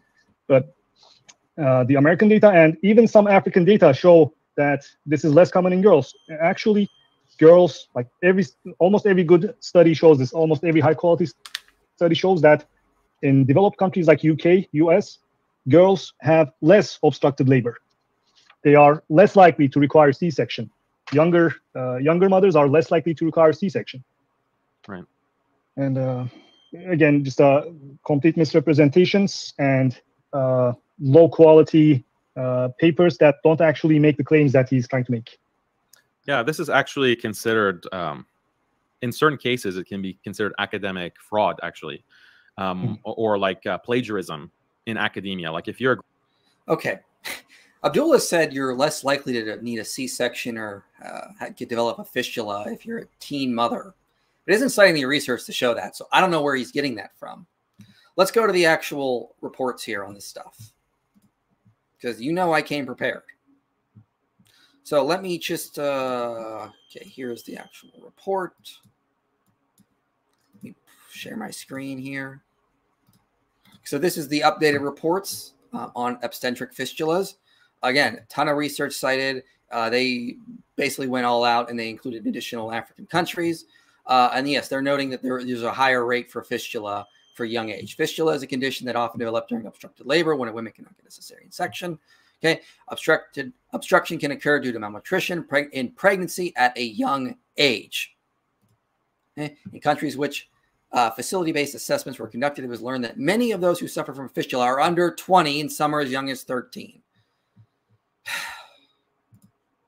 Results in a situation where women, especially young women, are at high risk. Okay, so this is a full-blown report. They cite a ton of research to support their case. They go through multiple countries. And yeah, young women are at a higher risk for fistula. But let's just put aside the report, because we're all going to say, oh, this is just some feminist nonsense, as they're going to dismiss it by poisoning the well or committing a genetic fallacy. Let's pull up another paper. Okay, risk factors for obstetric fistulas, clinical review. Let me get you that so I can put it on the screen here. Because again, I will show you the studies, unlike these guys. The right one. No, that's the wrong one. That's in my old window that I haven't closed. Let me get the actual one here for you guys. Sorry about that. Here it is. Okay, risk factors for obstetric fistula, a clinical review. Right in the abstract. Teenagers account for 88.9 to 86% of obstetric fistula patients at the time of treatment. So depending on the paper you read, you're going to get those numbers. So again, close to the 88% one. This is a completely different research paper, though. So no, my sources are not entirely inaccurate, even if the numbers are slightly off. But let's go down to the conclusion. You can see here, anytime it can be between that, based on their things. When we get to the discussion, here's what they say. Primary studies found a higher rate of obstetric complications in teenagers. Unfer et al. Reported a higher rate of cesarean section in teenagers compared to women in their 20s. Also reported a higher incidence of lower birth weight infants and acute intrapartum distress in adolescent mothers. The increased obstetrical risk in teenagers can partially be explained by anatomical immaturity. Teenage pregnancies account for a higher proportion of all pregnancies in developing countries. These findings suggest that efforts to reduce obstetric fistulas should target teenagers. So Abdullah said that even African data shows that, oh, if you're a teenager, you're less likely to have an obstetric fistula. No, a clinical review says the opposite. Now, yes, most of these papers were done in African countries, underdeveloped countries. But again, the reason why I keep citing them is, what does Daniel say? He doesn't want to look at Western data because he thinks Islam needs to move away from that, move away from the technology and modernism, because he doesn't think you can get modern secularism and feminism without, he doesn't think you get all the technology, industrialism, the doctors, without also including modern feminism and secularism, these things. So it doesn't work. Again, I would really like to know Abdullah's credentials. I'm not saying he's not a doctor, but I am skeptical, given the things, so many things he has said completely contradict the actual data that I can show you guys. So I have no clue where they're getting this stuff from. And it's just, he'll make claims and they won't show a study, or they'll show you just part of the study. It's ridiculous. Okay. Let's get back. Where are we at now? Okay, so they're about to concede a point, and I'm going to talk about that for a little bit, and then we're going to move on to the narrative reviews because they don't want to show you those parts, but I will show you what the narrative reviews shows. You're a graduate student. Where am I at? Oh, yeah. This is Daniel just ranting. And you cite, like, you don't properly cite the primary source, or you make it seem like the primary source or the secondary. I want you to remember that, though. Daniel said, if you're a graduate student, you don't cite the primary source. We're going to wait till we get to his when Daniel starts citing papers, and you guys are going to have a laugh. Source is a primary source without verifying the primary source, then this is considered like academically dishonest. So it's academically dishonest, guys. Remember that when Daniel starts citing papers. But really, when he quotes, when he shows this on the screen on his slide, and he has this quote next to this paper. Yeah, this paper does cite this data, but it's not a study that has established this as its conclusion. It's just citing this, but it's taking. You're right. We should move it down to it can be as high as 86%. You guys caught me. According to clinical review, it's only 86%. Taking it from the UN. And he's not checking the UN source to see what is like the source of that data. When you do check it, it actually is the opposite. As you described, like the actual medical data shows the opposite of what the UN, even the UN, is citing for their ideological purpose. So this is very either sloppy or he's being dishonest. Yeah, I think he doesn't actually know how to go back to primary sources. Yeah. All right, let's continue. As high as 88%. Pause for dramatic effect. It's funny how they just, it's sad that they find that funny. 8%. Yeah. Additionally, mortality rates are 73% higher for infants born to mothers than their children. Even the mortality rate for children under 5 born to child mothers can be 28% higher than those born to mothers over 20. Because okay, so this is also from where these citations. So let's see, where did he pick this out from? But I'll be honest, I looked into multiple sources. This could be accurate. This could be possible. A lot of high quality sources show that at younger ages, at very young ages, the babies are more likely to be premature. They come out smaller. At 13, 14, 15, 16, the babies actually do come out a little smaller, according to all the data I could find. Yeah. So, yeah, this could be true. And perhaps because they are smaller. Remember, in the first study I cited showed that infants, they said it had no regression model. It's useless. It doesn't actually prove this. And it showed that infants born to child mothers have low birth weight. There's a higher rate of spontaneous abortions, these kinds of things. Abdullah here is confirming that study is right when he says this stuff. So what was wrong with me citing it if it's saying accurate things? There's less need for C-section. There's less risk of obstruction when you control for all other variables. And, we could basically concede this. Maybe extremely young childbirth ages lead to smaller babies, preterm births. And, those babies are at a slightly elevated risk of death or adverse events. So if a girl gets pregnant at 14, she might not have the largest baby, she might not have the most developed baby, but at 15, 16, 17, this effect begins to fade away also, and it quickly approaches the optimal birth weight age.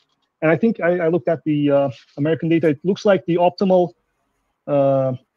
outcomes for the baby is actually reached at maybe 30 years of age, 25 to 30 age range. So that could be true. And what it does is it protects the mother from obstructed labor. If the baby is smaller, there's less risk of getting obstructed and dying during childbirth.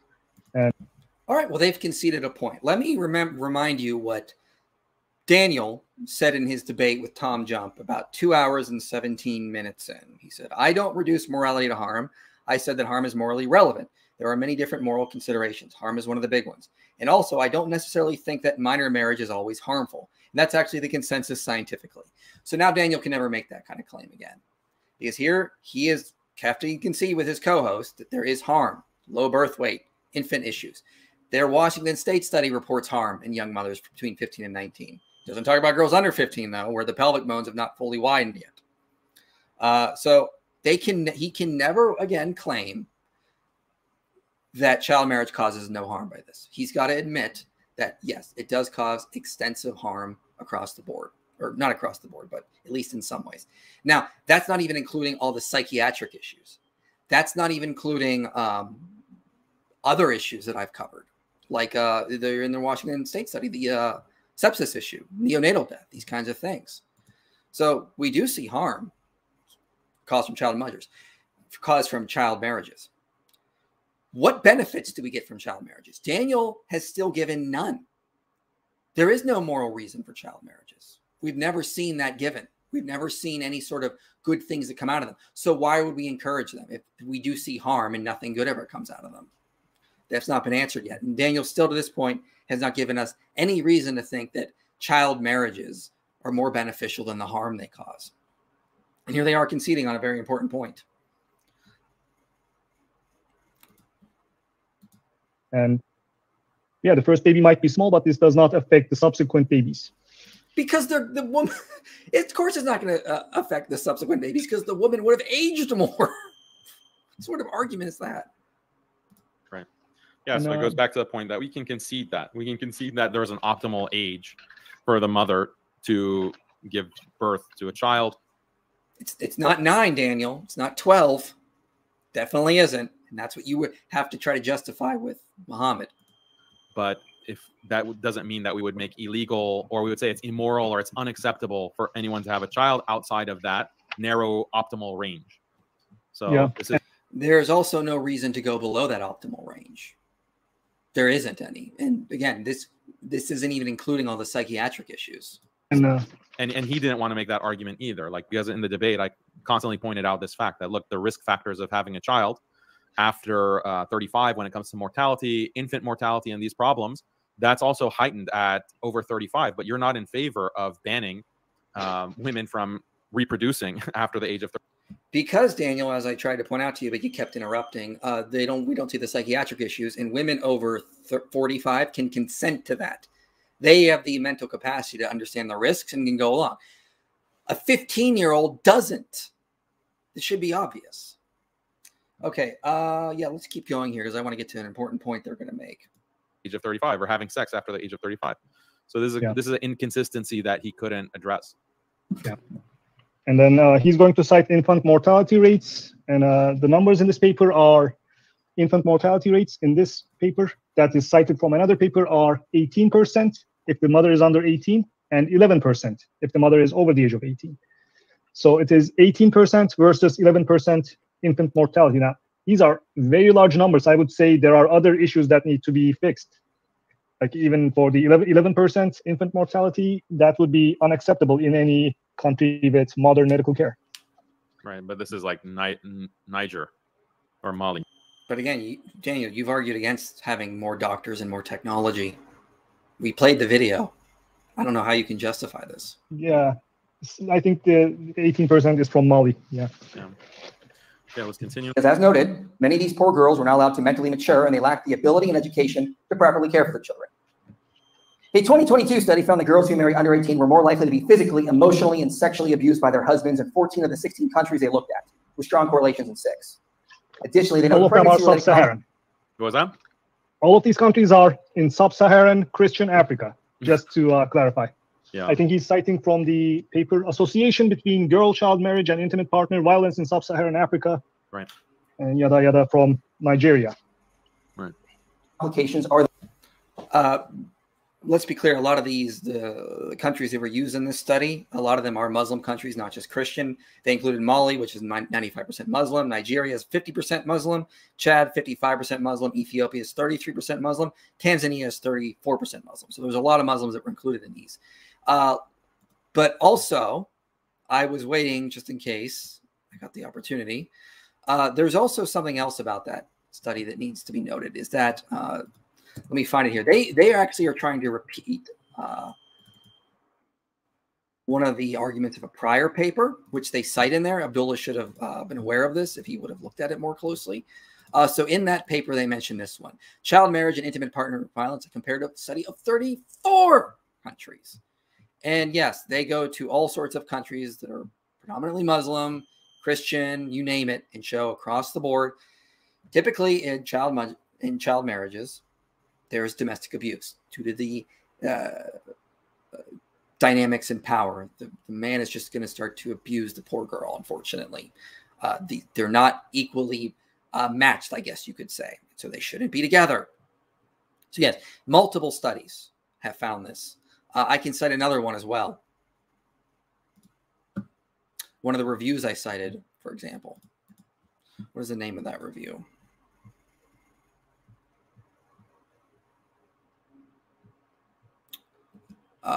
Reproductive and sexual health consequences of child marriages. Here it is.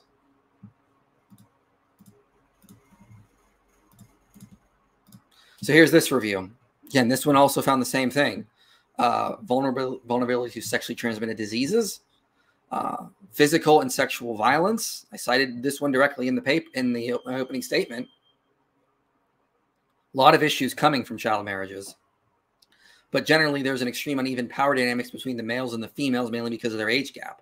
This leads to domestic violence in these. And by the way, studies I cited in my opening statement had regression models, but Abdullah doesn't want to talk about them here. They've counted for poverty. They accounted for these types of things. Abdullah wants to ignore that fact, though, because it's inconvenient for his rhetorical goals here of allowing men to abuse and marry children. It's rather unfortunate. I mean, there's just so much data out there. Someone just sent me this recently. I've not had time to read it yet. But I'll share my screen and just show you that just the amount of data that we find. Okay, among Syrian female adolescents residing in Turkey, child marriage is associated with post-traumatic stress disorder, PTSD. More than 1/10 of the offspring of child brides displayed developmental delays. 12% were diagnosed with globally developed developmental delay. I mean, like, the amount of problems we get from child marriages is just staggering. And these guys are just ignoring all of this, trying to dismiss it all under the rug as if it's not bad.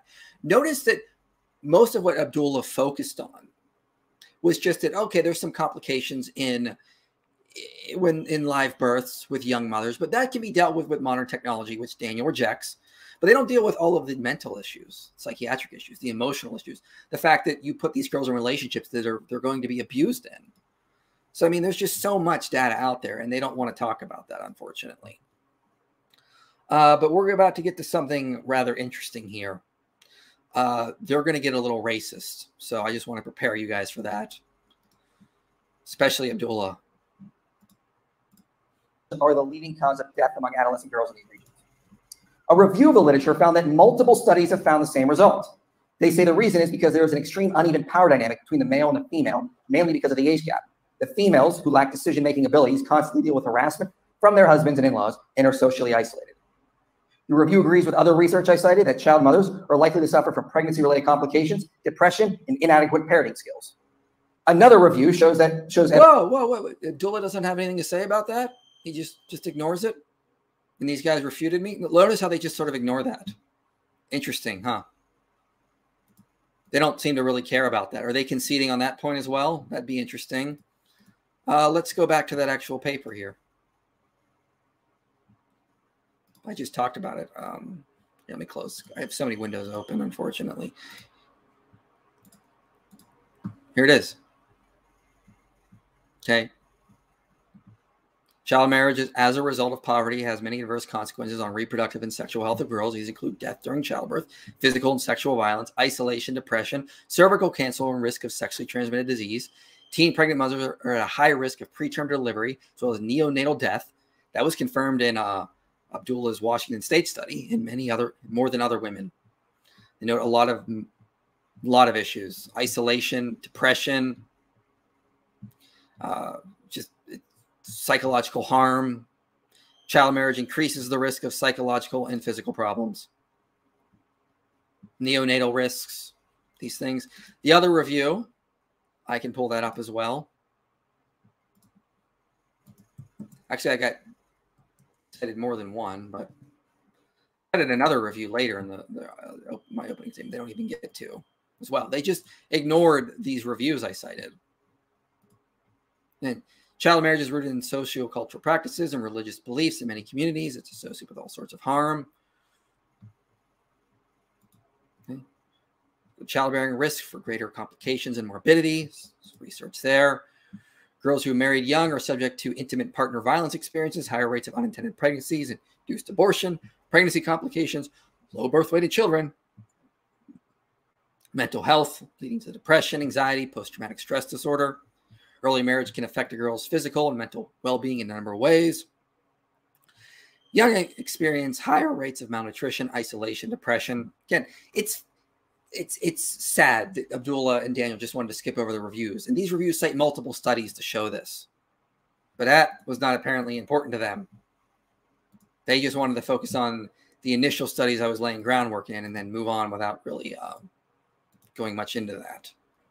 But we're about to get to some pretty scary remarks from these two. There's evidence of stunted social development, depression, and anxiety in multiple studies. Here's another study which shows child marriages cause young girls to have more suicidal thoughts and attempts. They say the study's findings are compatible in Ethiopia. In Ethiopia. He forgot to mention in Ethiopia, Christian Ethiopia, sub-Saharan. Yeah, he's just citing this stuff with zero irony. Like these are Christian groups. Like these are Christian practices, and the thing is that those Christians haven't got the memo from the superior West that, hey, what you're doing is barbaric and wrong. They're like, oh, we've just been practicing Christianity like this from what we've learned for generations from Christians who colonized. Missionaries. So this is he has like no sense of history or geography. He just, again, Googling and then finding stats and putting it on a slide. Yeah, and the paper he cited, association between child marriage and intimate partner violence in sub-Saharan Africa, 14 out of 16 countries. They find intimate partner violence rates of 36% in girls under 18 years of age and 32% in girls over 18. So he's comparing 36% to 32%. So I guess he's okay with 32% intimate partner violence rates. No, that's just false. I'm showing there's an elevated risk. I've never said 32% was good, man. You need to really take things into context. Showing there's an elevated risk does not mean you think that any of it is good. What sort of ridiculous argument is that? As long as the woman is over 18, that's fine. I think that's what he's trying to argue, maybe. But I mean, yeah, I agree with the conclusions of this paper. I agree that you should not marry your daughter to a sub-Saharan Christian African. I can wholeheartedly agree with that. Don't give your daughters in marriage to Christians, sub-Saharan Christians. Yeah. Who was like sex. What's wrong with them? That sounds a little racist. What's wrong with sub-Saharan Christian men? You guys are racist against people from that region? Actually promiscuous, probably has HIV, and Whoa, let's back up a little bit. What are you saying there, Daniel? Heartedly agree with that. Don't give your daughters in marriage to Christians, sub-Saharan Christians. Who is like sexually promiscuous, probably has HIV, and yes, he's going to start citing that stuff now after this, I believe. Yeah, it might not be a good idea, but yeah. But that wasn't racist at all, was it, guys? Yeah, sub-Saharan men are just filled with HIV, and you don't want to trust them. There's something wrong with them, and we're about to see Daniel realize he may have said something he shouldn't have. Watch this. But if we say that minor marriage is acceptable, then it obviously means that we're fine with these kinds of sub-Saharan Christian practices. That's what we have to defend. Yeah, I mean, I agree. If I was married to an Ethiopian man, I would probably be suicidal too. I agree. Wow. Abdullah, are you a little racist against Ethiopian men? What was that? You're a physician in New York, and this is how you treat people? This is what you think of people that are of a different race than you? Wow, that was racist. Oh, come on. That's going too far. Yeah. See, Daniel realizes that, it was at that moment Daniel realized he messed up. There are Ethiopian Muslims. And there are Ethiopian Muslims, our brothers, and we love them. But yeah, he is citing Christian Africa studies, basically. Okay, let's talk about the study. Again, this one had a regression model, Abdullah. You're not acknowledging that. So it accounted for other variables like poverty and status as well. They make no argument that it actually comes from, I'll just pull it up here. Give me a minute. So they make no actual argument that it comes from Christianity. Okay, they were arguing earlier that you can't show that all these harmful consequences come from child marriage. There's just correlations. But now they want to say, oh, no, this is clearly coming from Christianity. No evidence of that. Let me show you the actual paper. Okay, yeah. We're significantly more likely than girls who were never married to process and have suicidal thoughts in the past 3 months. Okay, child marriage was associated with increased it was child marriage in running the model that was associated. Look, they factored in things, so you can see, like age, Christianity, current employment, school status, all these things. They ran the regression model. It was not associated with Christianity. It was associated with child marriage. Let's look at some other research here. Let me just put on my full screen here. I don't like doing that because it does this big zoom thing right away, but it's kind of necessary sometimes. Okay. So again, here's the study. Religion, self-regulation, self-control, associations, implications. Okay, these guys note that when looking at Christians, you see, including Christians, Jews, and Muslims, they tend to score higher on higher rates of self-control.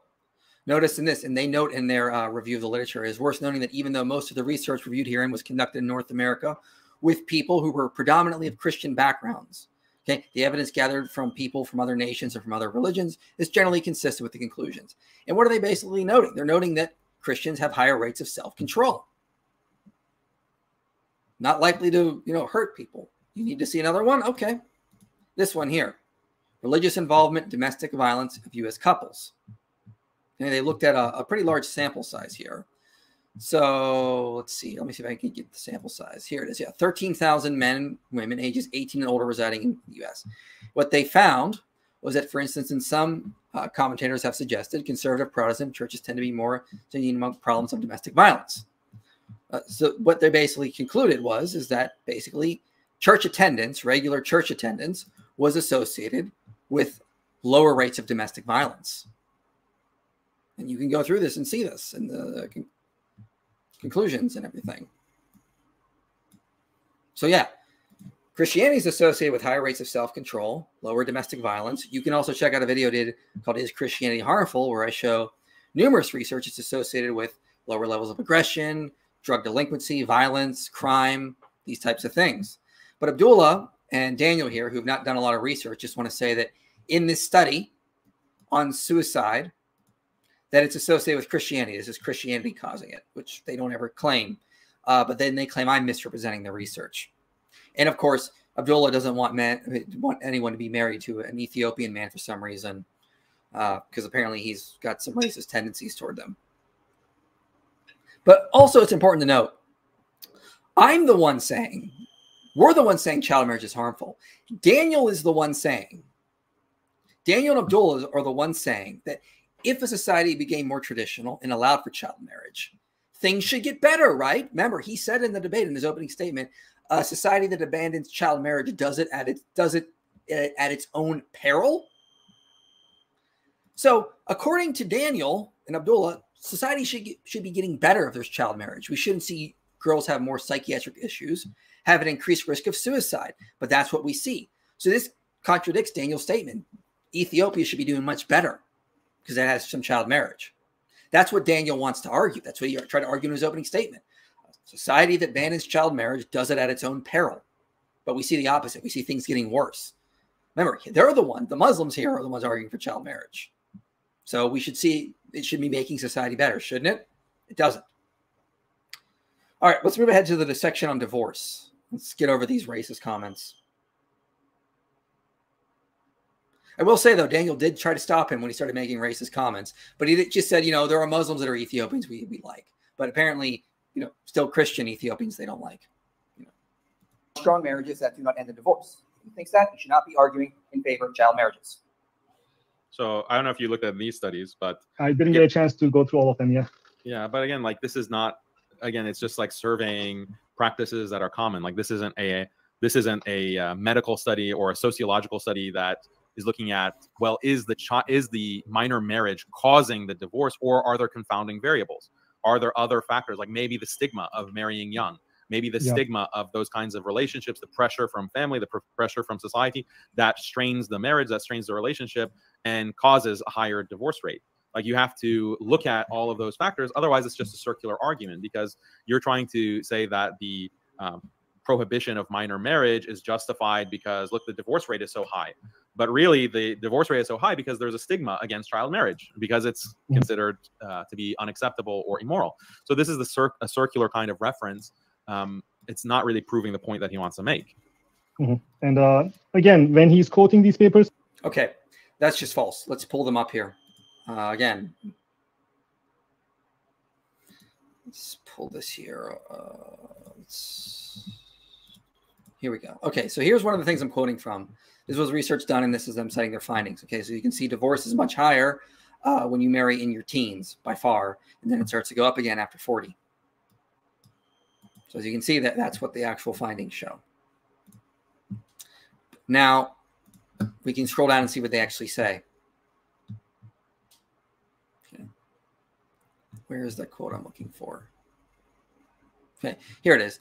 None of these variables seem to have, so they have variables, Daniel. They did factor these things in, seem to have much an effect on the relationship between age at marriage and divorce risk. Additional tests reveal that relation seems to function more or less the same for everyone. Male or female, less or more educated, religious or irreligious, intact or non-intact family of origin, and limited versus extensive sexual history prior to marriage. So it has been factored in. Again, teen marriages are more likely to end in divorce, and they factored in other variables. This was not a circular argument, Daniel. Again, here is a, let's pull up another quick one here. I can show you another paper I had ready to go. Age of marriage, age of marital capacity. Okay. If we scroll down to page 5, of marriages entered before age 18, on the other hand, nearly 70% end in divorce.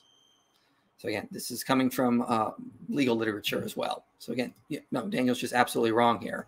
It is very likely to end in divorce. And they do factor in other variables. The few quotes that I was able to check, he is quoting from the introduction or the discussion parts, where the author can write their opinion down as if it was a, they can write down any opinion that they have in the discussion part or the introduction part. But he is very rarely citing the findings, the results part. That's just false. You don't actually show that. And discussion parts are not just opinions. They're discussing the implications of their own research. They're not just making stuff up. Discussion sections are pretty frequently used throughout studies. I'm not sure what this is meant to prove. Right. Yeah, because, I mean, that's the thing about scientific papers and scientific research in general. I mean, he tried to dispute this unconvincingly, that scientific research does have a bias. Like, it can be affected by social factors and what is considered socially acceptable. So the way that some of these psychological research studies or medical research studies, sociological research studies, what they do is they'll present the findings and then they'll kind of massage it or fudge it or editorialize it in the discussion section, and basically try to assuage the audience or their reviewers that, yeah, these studies might lead to, the findings actually of our research points to an illiberal conclusion. Something that contradicts liberalism, something that contradicts our feminist values. But don't worry, actually, there's other factors that we have to take into account, or, this is how you should interpret the data. None of the studies I cited show results that would contradict what they say in the discussion section, Daniel. And you need to demonstrate that. You're just asserting this without any actual evidence. In order to preserve the liberal worldview, to preserve that dominant liberal paradigm. So that's the nature of scientific studies. And he didn't want to acknowledge that, even when I gave him the example of like gender affirming care, which we'll talk about in a second. No, we will. Yeah, and then just to add on to your point, a large amount of numbers, a large amount of papers that he has cited so far have data going back to the UN, the UNICEF, or other international organizations linked to the United Nations. Irrelevant. Again, because I showed you the actual reports, you can see they're citing studies constantly. Let's move on ahead here a little bit, because they're just going to sort of rant about this stuff. And to save on time, I'm not really that much interested in this. Actually, let me see. Where are they about to go to here? I'll let it play out a little bit more here, because I think they're getting to a point I want to address. And we repeatedly showed this in his references that he was not able to check. Like he didn't know how to check the references and go back. Ironic. Back to those. But a lot of his data, a lot of his slogans, the catchphrases come from the UN. And if you go to that feminist paper, Nawal Noor paper, that says health consequences of child marriage in Africa. Right. At the beginning of her review, she says, since 1984, the United Nations and other international agencies have attempted to stop child marriage. This is how she begins the paper. Right. And she's basically saying, yeah, this one right here on the fourth or fifth paragraph. And then she goes on, Abdullah, to explain why, because it's so harmful. See, they're trying to say this is all a conspiracy, that they're coming up with these findings because they want to stop child marriage. Why? Because it's harmful. This has been demonstrated time and time again. You guys have given no evidence that child marriage is actually beneficial in any way possible. In fact, you've had to concede on some points, like problems with infants. So that's why they're trying to get rid of child marriage, because of how harmful it is. You guys actually have to show evidence that it's beneficial, and there's a massive conspiracy to cover up those benefits, which you can't do. Paragraph. Right after it says United Nations efforts. Yes, there it is. So it says United Nations has had a stated goal of ending child marriage since 1948. Because we were finding problems. There were reports coming back from doctors abroad of all these problems. And so it started to be studied more. I mean, this is just ridiculous. I shouldn't even have to point this out. They want to say there's some conspiracy since 1948 to prevent Muslim men from having teenagers as wives. Oh, they just want to ruin our fun. It's insane. And again, they've already conceded some points. They've misrepresented the data, as I've shown with their own Washington State study. So let's move ahead a little bit here. I'm going to move to the 46-minute mark. Okay, because they're just going to go on about a conspiracy here. You guys can watch it and see for yourself. It's not impressive. Back to the UN programs, or the authors are trying to get UN funding or UN recognition of their efforts. Right. And it just all goes back to that international global effort of the liberal system to outlaw child marriage. And all of these papers basically have undeclared conflicts of interest. Right. Okay, guys, just remember, we can never trust anything that comes from Muslim skeptic again, because there's conflict of interest. They have clear biases towards Islam being true. We can't take any of their research seriously. All their articles are flawed. Throw them all out. Abdullah is not, obviously, doesn't know about philosophy. This is just poisoning the well. None of this shows the research is wrong. Of course, people want UN funding, and that doesn't show any of the studies are wrong. But this is just him asserting a ridiculous conspiracy at this point. And again, they've given no moral justification for why child marriage should happen. They've given us nothing. This is just ridiculous. So let's move up here a little bit. I'm going to move to 53 because we've moved past a lot of the medical literature. As you can see, they just skipped over the reviews. They didn't really seem to care about those. Again, all in an effort to show it's okay for men to abuse children in marriages. It's just pretty disgusting.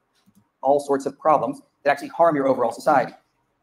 Daniel has also appealed to... Like, this happens throughout like the debate, and even post-debate. Like, these guys don't understand averages. Like, even in Niger, like if the average age is 18.5, it's an average. That doesn't mean that's the minimum age that marriage is happening.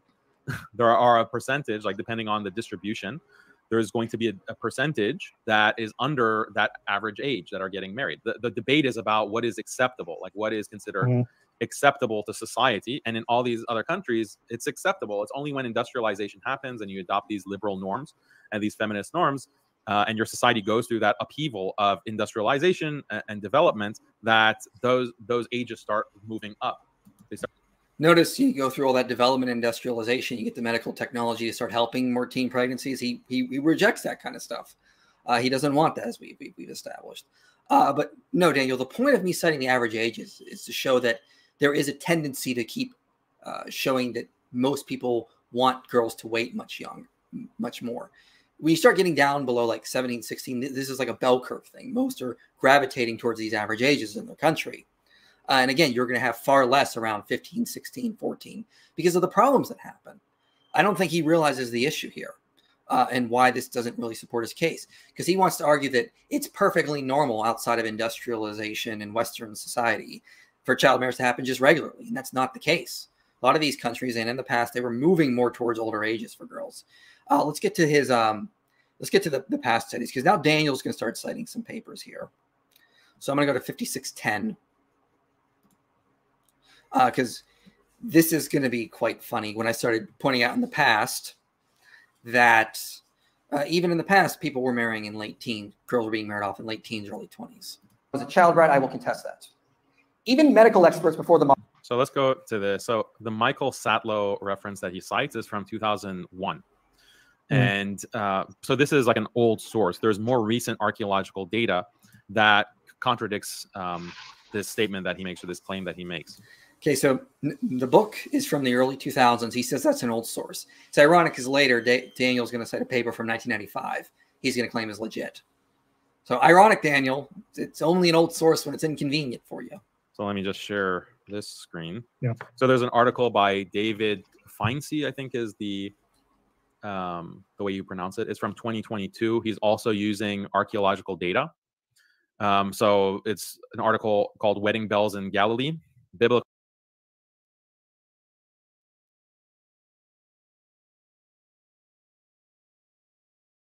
Archaeological Review from 2022. And basically, he says first century inscriptions that list women's age at marriage generally indicate 12 to 17, with the majority at age 13. So this is the data that I was citing in the debate, the citation that I made in the debate from.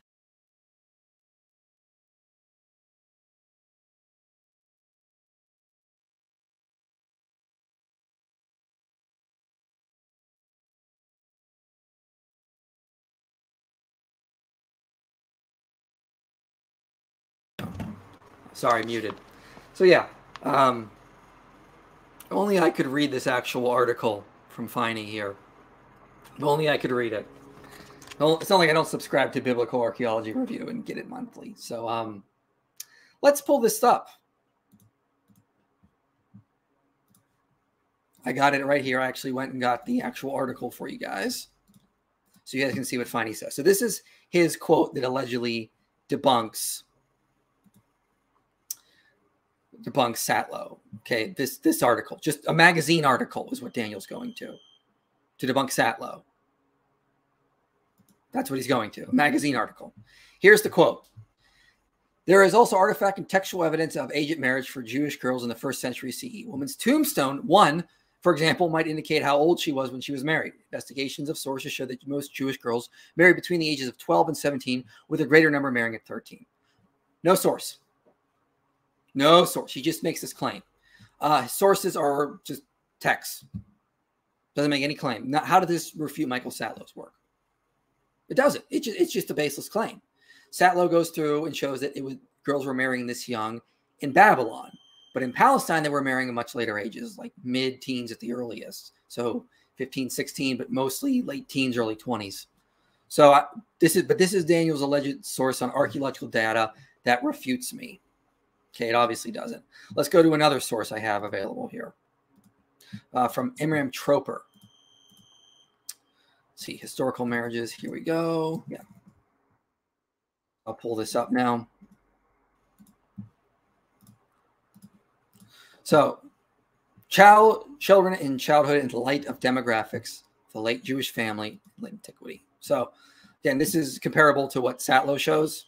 It's not necessarily the same, but you do kind of get the same idea from it.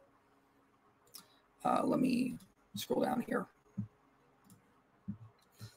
Go to page, was it 315? I think it was. No, 331 is what I'm thinking of. So first age marriage, okay? Scholars suggest the average age of first marriage in Palestine and Western Judea was late teens and early 20s for women and around 30 for men, okay? Sources are down here on 123. See them all. Tim Parkins argues, however, that this age differential would probably not have translated into a significant difference in fertility due to the likelihood that the experience of childbirth for a mother in her early teens would lead to deleterious effects that would eventually decrease her fecundity. So even they're noting that in the past, early marriage would have had very damaging effects. Okay. So again, I'm not really sure how this article from Feinsey refutes my claims because he doesn't mention Satlow. He doesn't respond to Satlow. Doesn't say Satlow's wrong. Satlow gives a much more exhaustive account of the literature from that time period than one guy in a paragraph in a magazine article that I read back in December. All the time. Like, I'm like always 2 steps ahead of this guy. When he cited that, I started laughing. I'm like, I read this. Like, what are you talking about? That's not a good source. From this article. But there's another research paper Roman Funerary Commemoration and the Age at First Marriage by Walter Schiedel. It's from 2007. So again, it's more recent than the Satlow study that he cites. And notice he's not showing you the study again. I'm going to show you the study here in a minute. And he's looking at like this distribution based on epitaph data, the female age of marriage. So you can see like there's a peak at age 12 to 13 range. And this is what Feinsey is, I believe, also referring to. But you see, even age is younger than. No, Feinsey would be referring to Jewish. This is Roman. Your study's on Romans, Daniel, not Jewish individuals from the past. That being common. So we're not necessarily saying that everyone was being married at this age of 12 or 13, but it was happening, and it was not like a rare thing. And this is what the data shows. So Walter Schiedel has like a nuanced discussion because he's trying to determine like, does this vary significantly between elites, like elite Romans versus lower socioeconomic classes? I mean, there's a nuanced discussion, but in general, the point that's relevant to our debate is, was this an acceptable practice? Was it relatively common? And the answer to both of those questions, according to this research, is yes. Like, it was acceptable, it was common. And again, in my opening statement, I said child marriage did happen in the past. That's irrelevant. We're arguing, should it be acceptable today, Daniel? Let's pull up Scheidel's paper here, and we'll go through it a little bit. Because again, I want to show you what's actually in the papers. I don't want to just show you a fun little graph I found.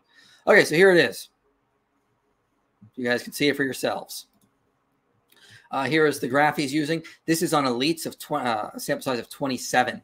This is not representative of the actual common practice at the time. And Scheidel is actually responding to prior research. He notes that it's hard to really tell. His basic argument is that it's hard to tell. Till closer to the age of 20, both cases may produce identical commemorative patterns. All we can say is that since married status can be shown to be most plausibly detrimental of spousal commemoration for deceased men, the most economical solution would be to accept the same explanation for women. So age 20 for women. This is what he says in his conclusion down here. Okay, so here's the conclusion. While we're unable to judge whether women usually married in their early teens to mid-teens or in their late teens, the latter hypothesis is more economical, but otherwise hard to substantiate. So what he's arguing is that the data is just sort of limited. It's hard to really tell, but it seems more likely that they were marrying closer to 20. And he does this because it's also comparable to what we see in the Middle Ages. Girls were marrying late teens, early 20s, as he points out here. That seems to better fit with it, even though we can't prove it. So he's not really contradicting my research. He's just saying it's not, it doesn't prove it beyond a shadow of doubt. But the papers I cited say that basically. They say that basically. They just say that they seem this is most likely. Scheidel's saying basically the same thing. He's just a little bit more tentative in his conclusion, as you can see down here.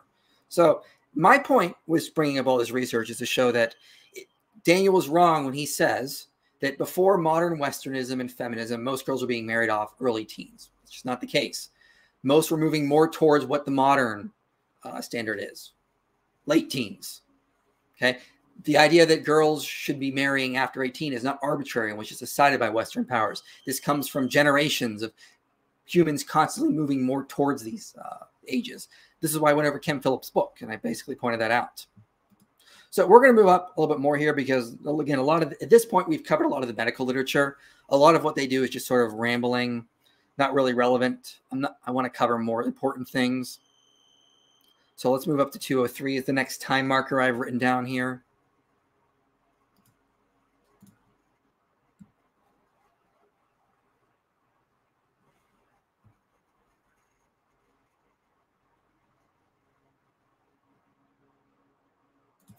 Yeah, Daniel, if it's not ideal to be having children at such young ages, girls should not be married off and be having children at such young ages. That's the point. Marriage often leads to children. That's where babies come from. Okay, so they can concede that point. They can agree with me that this is not necessarily the best thing. I wanted to point that out. So let me go back and just play a little bit more of it so you guys can hear that.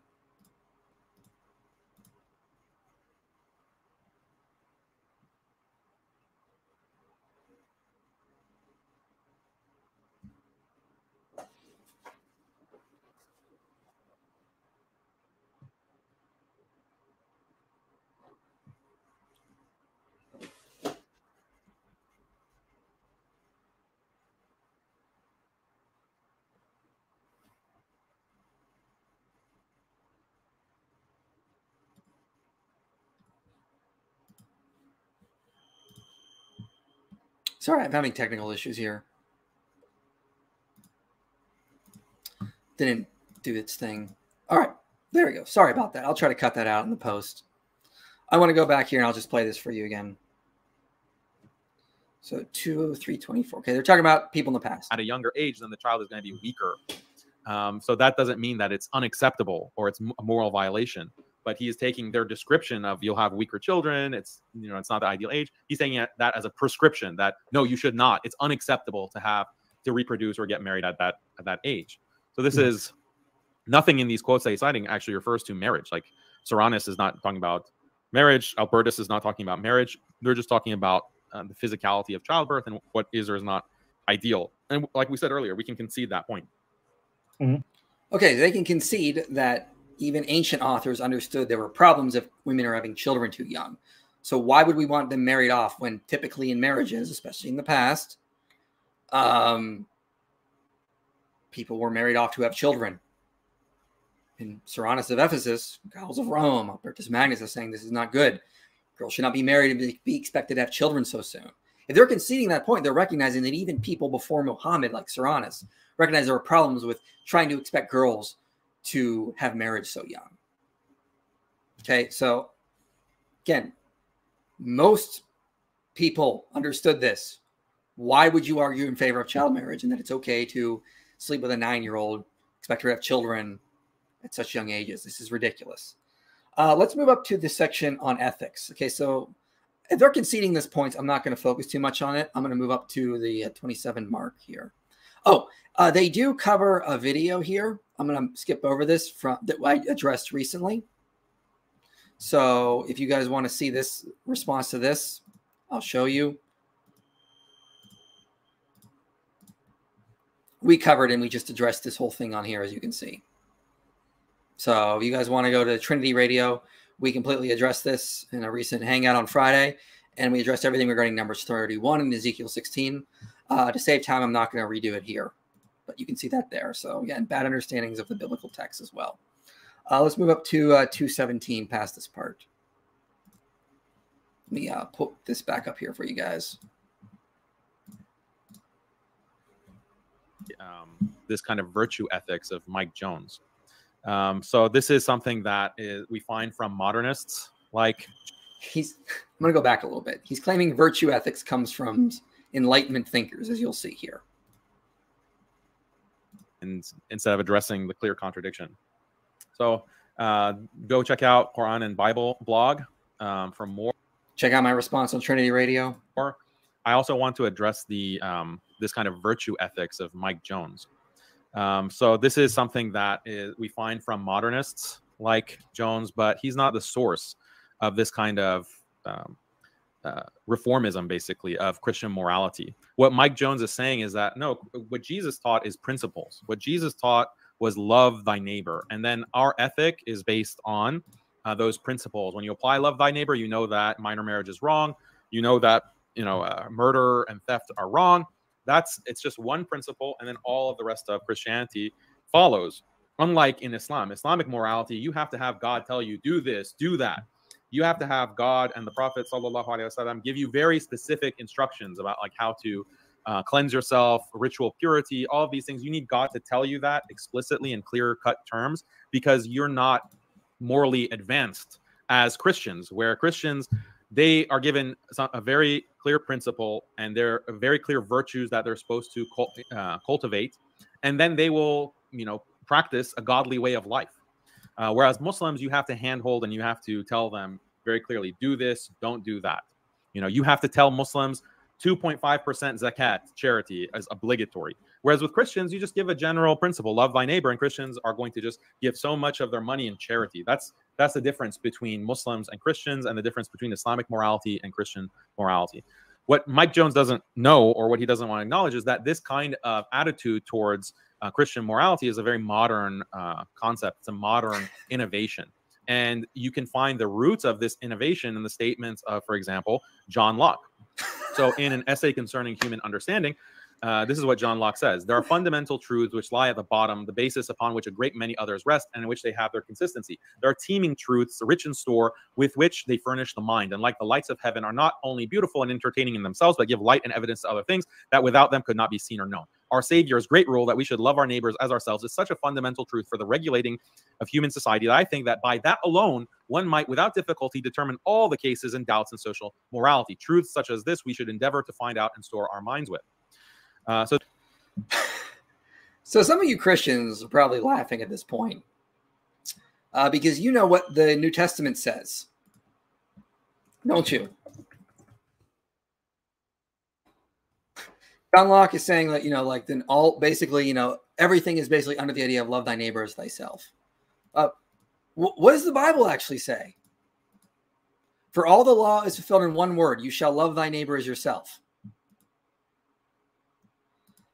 Okay, first of all, he's trying to say that virtue ethics comes from the Enlightenment. Okay, then he cites John Locke. What? John Locke didn't really talk about a lot about ethics, but I don't know of any modern historians that classifies him as a virtue ethicist. In the Enlightenment, virtue ethics was on the decline, guys. Like, we had seen the rise of like deontology, utilitarianism, consequentialist ideas. We didn't see this idea of virtue ethics. That virtue ethics didn't really rise and come about until 1950s under G.E. Manscolm, Alistair McIntyre, Bernard Williams. This was the resurgence of virtue ethics. And what were they arguing? Enlightenment ethics has got us too far away than what the ancients taught. Okay? We need to go back to what ancient ethics was, what Aristotle taught in the Nicomachean Ethics.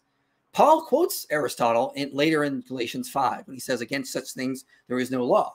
That's a direct quote from Aristotle's Politics. He quotes from Aristotle in Romans 2:15. So, no, virtue ethics doesn't come from the Enlightenment. That's just silly. That's silly. And ironically, Daniel is showing us that John Locke is basically teaching what the Bible taught. Okay, yes, all the law is summed up in love thy neighbor as thyself. John Locke is actually right here. He understands the Bible better than Daniel does. He's trying to say that John Locke is corrupting traditional Christianity. No, he's not. But that's how far removed Daniel is from his understanding of what the Bible actually teaches. And it's very clear that if you read the New Testament, it's more in line with an Aristotelian understanding of ethics. I mean, Paul quotes Aristotle. It's very much a virtue ethics-based system, and that's what modern philosophers have been trying to point out. So let's move up. We're going to get to Bruce Ryan now. Moving up to, because he's just going to go on and quote these virtue ethics ethicists. They're going to cover a little bit more in my opening statement. Oh, here we are. Oh, I want to get to this. Let's see here. Because, yeah, we're about to get to the infamous graph that Daniel's going to cite. Boy attraction was seen just as normal as heterosexual ones. Main interest was in boys early to mid-teens, peaking at about 14. The appeal vanished with the beard. Adult men were scorned if they were passive partners because manly behavior was to be the active. Staggering. So this is something that comes from Greek and Roman culture. No, Daniel. If you read Ryan's paper, which you haven't, a lot of that man-boy interaction came from multiple cultures, including Islamic societies. He cites the Greek and Romans as one, but he cites many others, including traditional African Islamic societies, Middle Eastern ones. This didn't all just come from the Greeks and Romans. You never read your source, and we'll cover right here in a little bit. Pederasty. Yeah, it's like well known. Like this is news to Mike Jones, and many societies adopted this kind of practice, including European societies. But that didn't mean that was socially acceptable. Like he's trying to claim that Islam is okay with pederasty, which is no, I didn't. I said Islamic societies were okay with it. Let's just pull up Ryan's paper here. So Ryan's paper actually covers this quite in depth.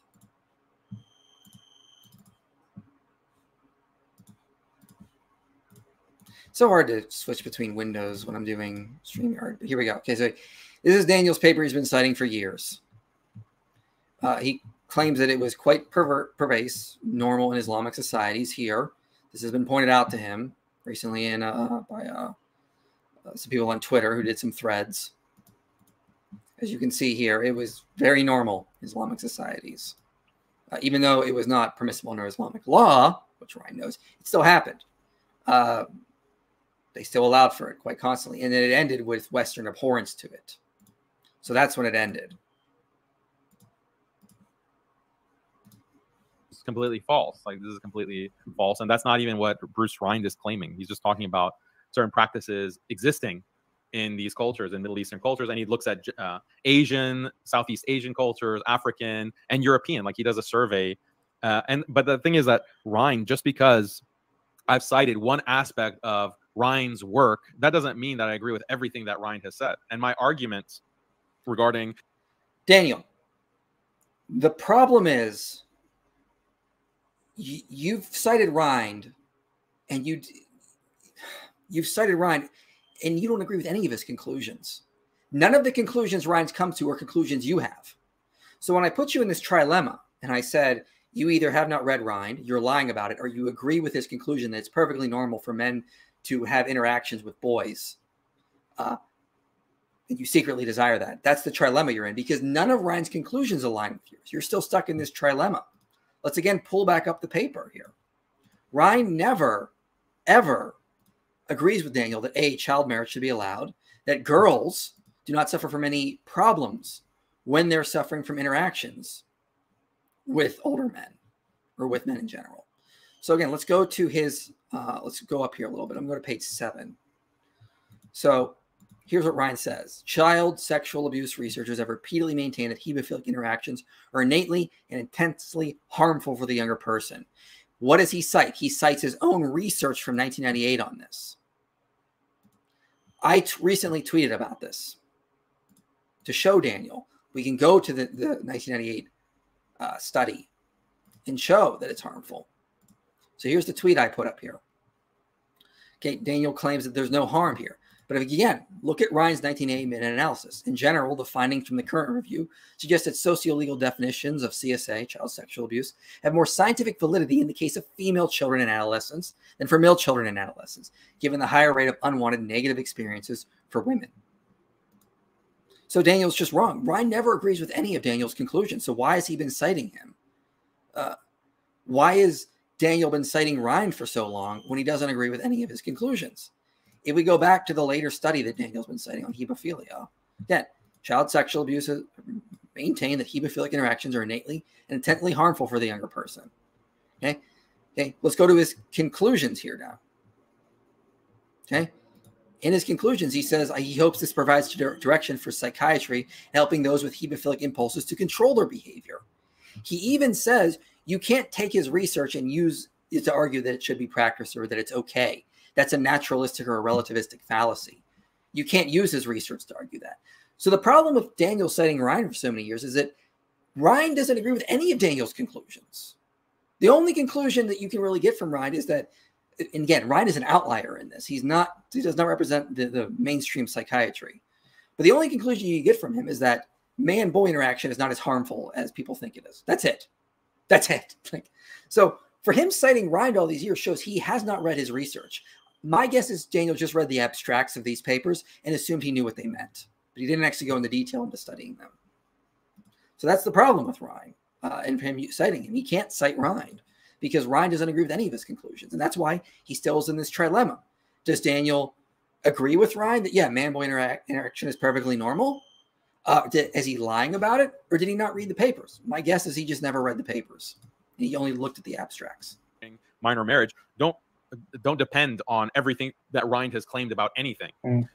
So this is like irrelevant whataboutery, basically. Like, I never said that Rind is this, the end all be all of everything that he said on this topic. He's just pointed out something very significant, and it's something that's obvious, but people need academic citations. I provide it. And the core is that evolutionarily speaking, as far as biology is concerned, evolutionary speaking, Rind says you're committing a naturalistic fallacy if you use his data to argue that just because it's natural, it's okay, it is not harmful.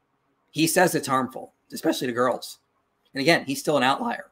We don't accept evolution. We say God has created human beings in this way. But if you don't believe in God, then you can say evolutionarily, people have developed to be able to reproduce at puberty, or even at puberty, but even prior to puberty, sexual interaction can take place, a relationship can take place without harm, without physical harm. And this is an evolutionary fact. It's a biological fact. And that's all that Rind paper is pointing out. That's all that I'm citing. Another interesting citation. Yeah, and it's pointing out you, Daniel. He's pointing out you, Daniel, are committing a naturalistic fallacy when you use his research to argue that child marriage should be acceptable and is a good thing. That I mentioned in the open discussion of the debate is related to this concept of hebophilia, is female sexual attractiveness versus age. Here we go. Daniel's accused me of not doing proper research. Get ready for this. So they showed the kind of silhouettes, body outlines of women at different stages of development, at different ages.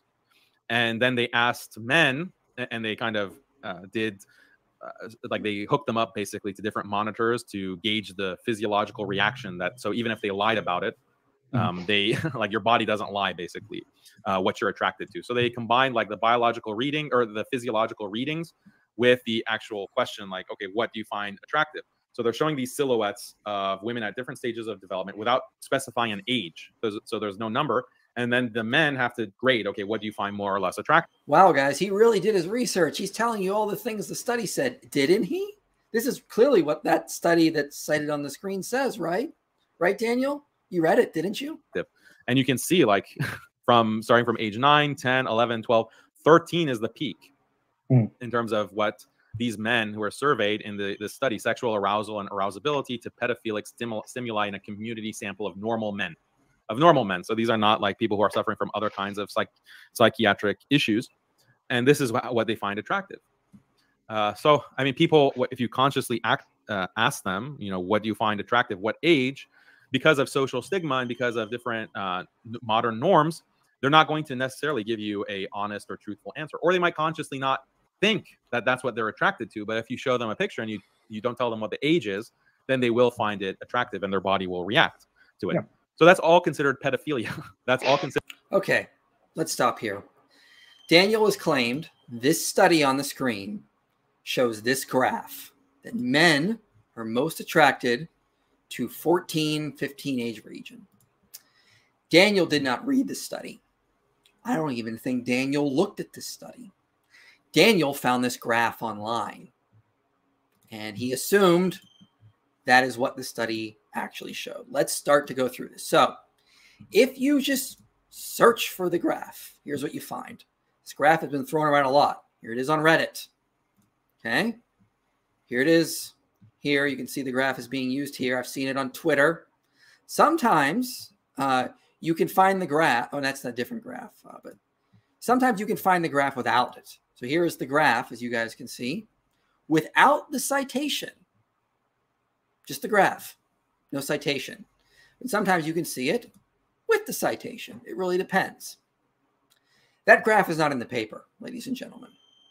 It's not. I think Daniel just saw this graph online, saw the citation, assumed that's what it said, and then ran with it. I read the paper. Daniel, public service announcements. If you cite a paper, expect me to read it. You better make sure you actually read them, because we both know you didn't read this actual paper here. You just found this graph on Reddit or Twitter, assumed it was accurate, and went with it. Let's go and see what the paper actually says. It does not say what Daniel says. So here you can see 1995. Again, apparently that's out of date according to Daniel, because Michael Satlow's out of date, but apparently this one's not. Okay, they looked at 80 men from a community of volunteers, so it wasn't a randomized study.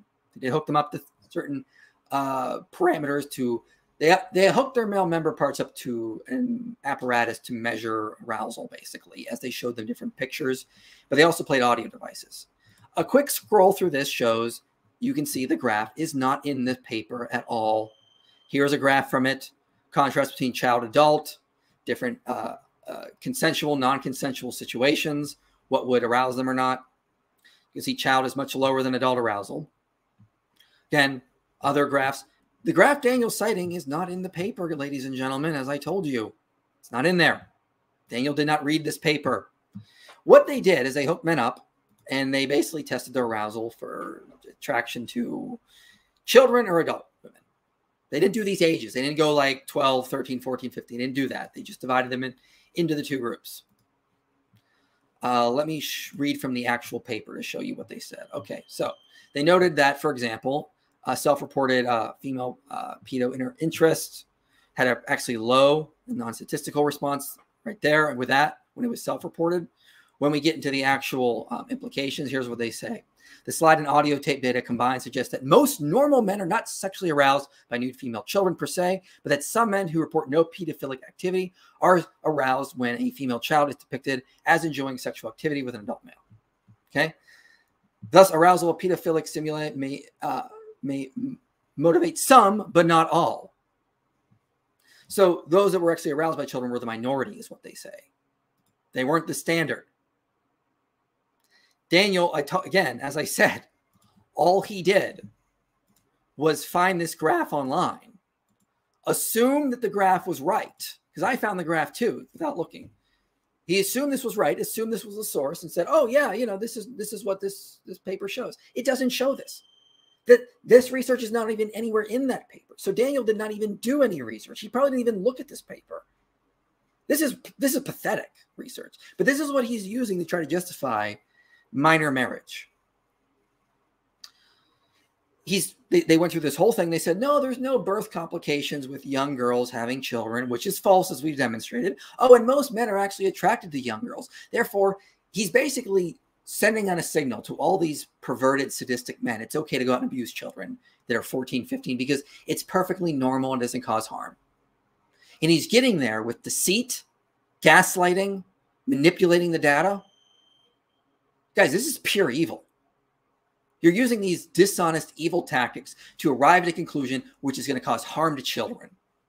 But this is where Daniel and Abdullah, who's allegedly a doctor, are coming from.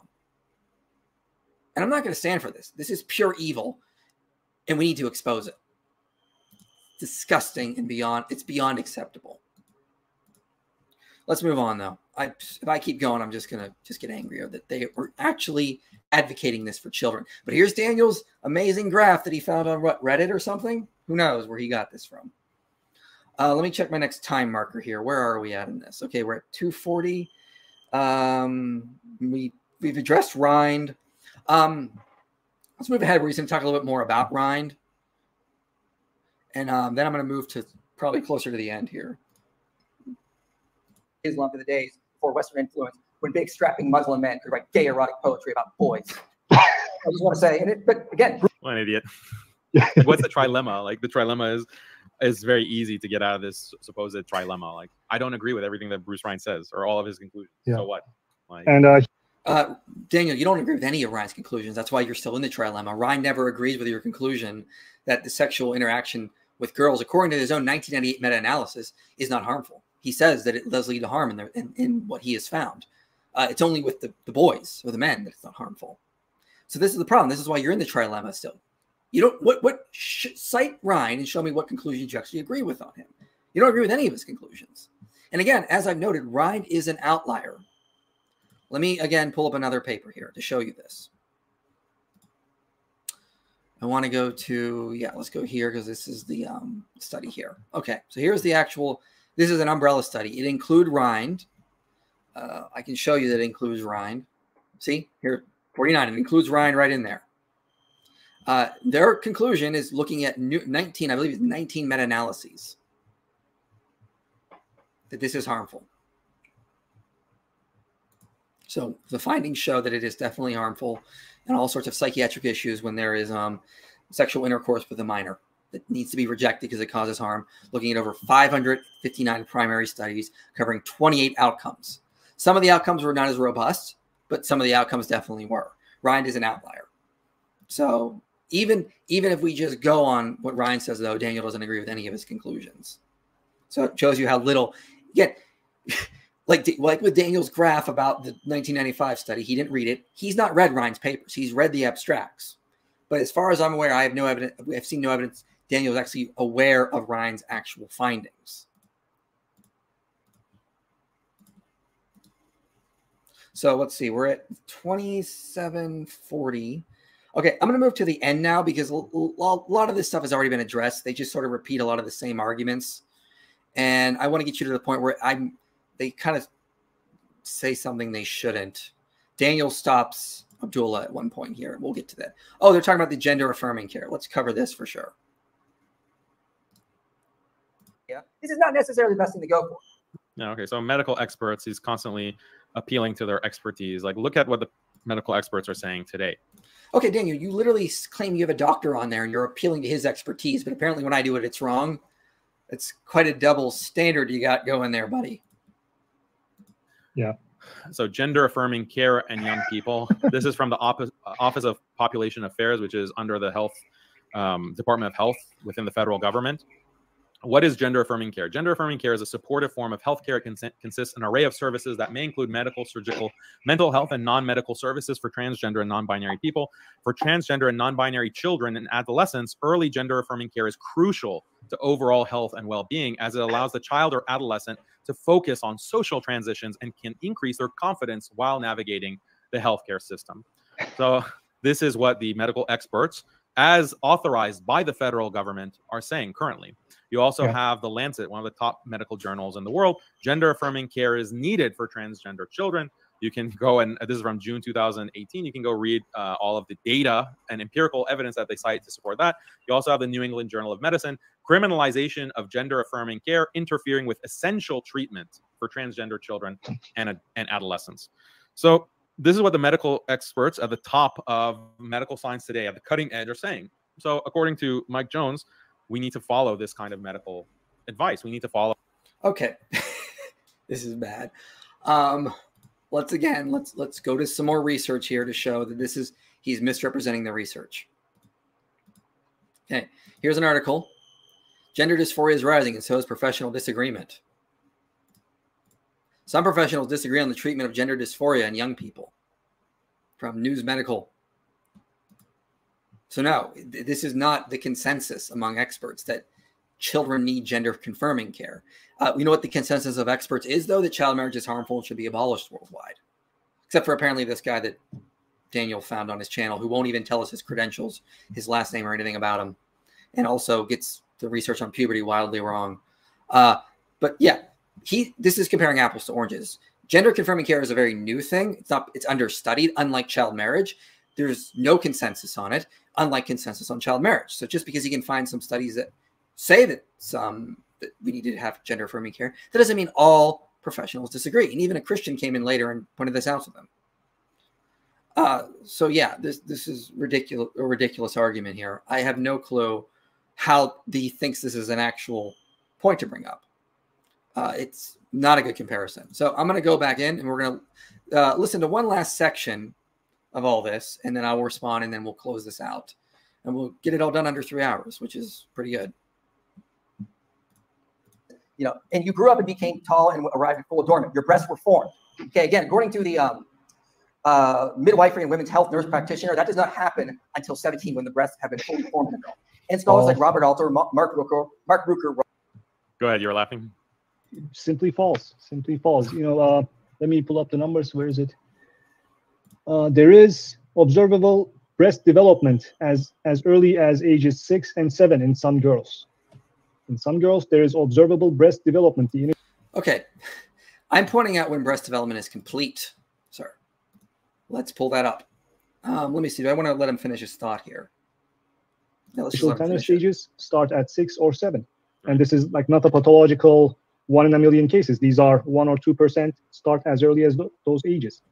Right. And at menarche, the kind of breast development becoming full, like he mentions from Ezekiel, that stuff is actually complete in most girls by ages 12, 13, in some girls as early as 9 and 10. He's saying breast development is complete in some girls as early as 9 and 10. What? Okay, and he says my source does not say that. I'll just put my source up on the screen, ladies and gentlemen. So here's the first one. Okay, let's go down to page 38.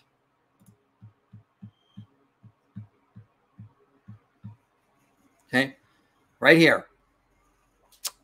Breast development begins with breast budding around age 9, progresses to conical shape, followed by full development breast with round contour around age 17. Let me zoom in a little bit. Maybe you guys can see it better. It's under 2B. 2B. You see it's right there around age 17. You know what? I got another source. Let's just go to this one. If it's 287 is where I'm at. Yeah. Okay. Okay. Second column, breast development is typically complete by the age of 17 to 18. So I don't know where this guy's getting his numbers from when he says breast development is complete by 12 or 13. Why can I cite actual medical literature that shows the opposite? See, Epidemiology of Chronic Disease, Global Perspectives. Okay, here's my source, Midwifery and Women's Health Nurse Practitioner Certification Review Guide. Okay. Well, I have no clue where this guy's getting his sources from. So let me go back a little bit now in this thing, because I want to cover something Abdullah kind of says here to show who we're dealing with. Okay, let's go back to here. They have the cutting edge are saying. So according to Mike Jones, we need to follow this kind of medical advice. We need to follow their guidelines. Again, like this is the kind of stuff I was bringing up in the debate, but he just could not address like these kinds of basic points. Yeah, and medical experts also recommend, like CDC recommends, human papillomavirus vaccine, the Gardasil, which is a sexually transmitted infection. Well, let's not talk about that subject because YouTube might have policies on. Whoa, Daniel, did you just cut off your medical expert pointing out he might be an anti-vaxxer? Is that what just happened? Here he is disagreeing with the CDC on the HPV vaccine? What? That's wrong? So I have a lot of questions about Daniel's so-called expert here. Apparently, he doesn't want to Daniel doesn't want to let him talk about vaccines here.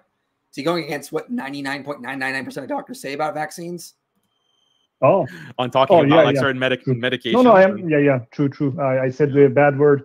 No, I am talking in favor of it. So CDC, remember, kids, CDC says vaccinate your daughters for sexually transmitted infections starting from age 11 or even 9.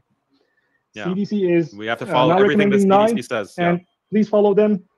Girls as young as 9 are under the risk of getting sexually transmitted infections as per CDC. Absolutely. We would never dream of going against what the CDC says.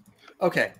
Now, I'm not saying it's verified, but I'm very skeptical of him if he's trying to argue, because he seems like he's throwing shade on the CDC for recommending vaccines. I think I'm going to go with the medical experts on that and encourage girls to get vaccines. So that was a little alarming when I heard that when he was, and Daniel cut him off. So kind of a little bit of funny thing there. Okay, let's recap what we sort of covered here so far. So after this, they just sort of, they just go into the Q&A with different Christians. But again, so let's recover what we covered. They claimed all my research was biased and didn't go back to actual evidence. This is false, as we've demonstrated. They ignored the narrative reviews I cited. They ignored a lot of the psychiatric harm. They conceded some points that it causes problems for infants. They cited this, where is this one here? I'll pull this one back up. They cited this lovely paper that I'm going to use from now on, because on severe problems of girls in the West, 15 to 19, as they point out. Girls 15 to 19 still suffer from problems that they don't suffer from in their 20s. This Washington State paper. I'm going to use this from now on in the future. So thanks, guys. This is more evidence girls should not be getting pregnant in their teens. They claimed that I lied about research. As you can see, that's clearly not the case. They claim my sources are just feminist think tanks. You can clearly see that's not the case.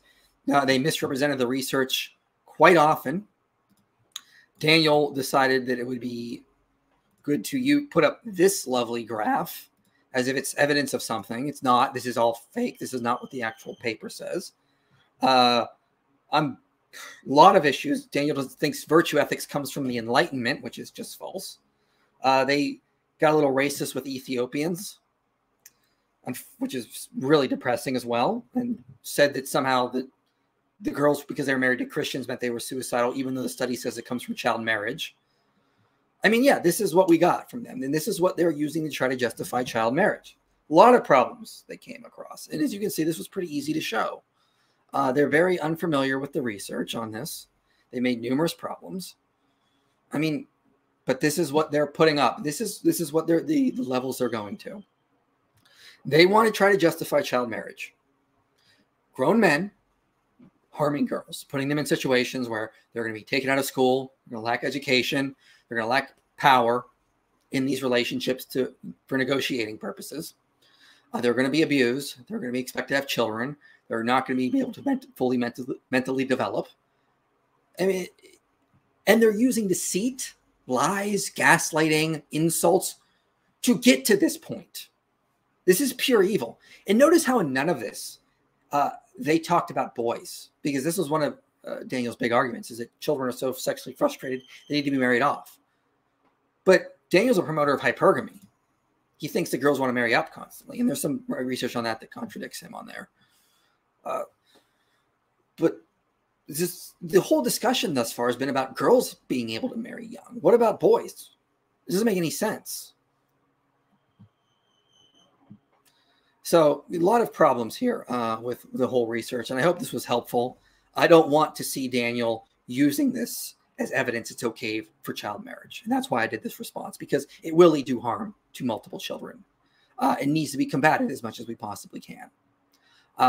With that, I'm going to close out now, just under 3 hours, unless you guys have any questions you want me to cover.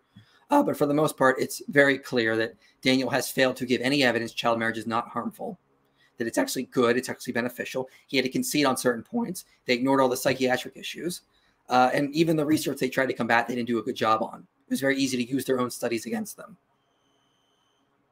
And I hope, if you run into any of Daniel's acolytes, just use this video to send to them. Good. Yeah, please rewatch, share it, let them know this is going on. I have no sympathy for people arguing for harm that will be caused to children. This needs to be combated every step of the way, and I will. Daniel never should have challenged me on this debate, because I'm not going to let him get away with this. This is pure evil. And also, you can't trust anything Daniel puts out anymore, because he basically said, anything that comes from the UN is bias and comes from feminism. Well, anything that comes from Muslim skeptic, don't trust anymore, because it obviously has biased roots, guys. Don't trust anything they have to say. So thanks for coming, everyone. Share this around. I appreciate everybody coming. And I will continue to combat this more in the future if he wants to double down on this. And the more Daniel digs his heels on this, the worse it looks for him in the long run, because he keeps giving me more stuff I can use again. Yes, that's what it's about, and we need to stop it as much as possible. How do you prove to a Hebrew roots person Christmas trees aren't pagan? See my video, top 10 Christmas traditions and their origin, and I cover it there. All right. Thanks, everyone. Talk to you guys later.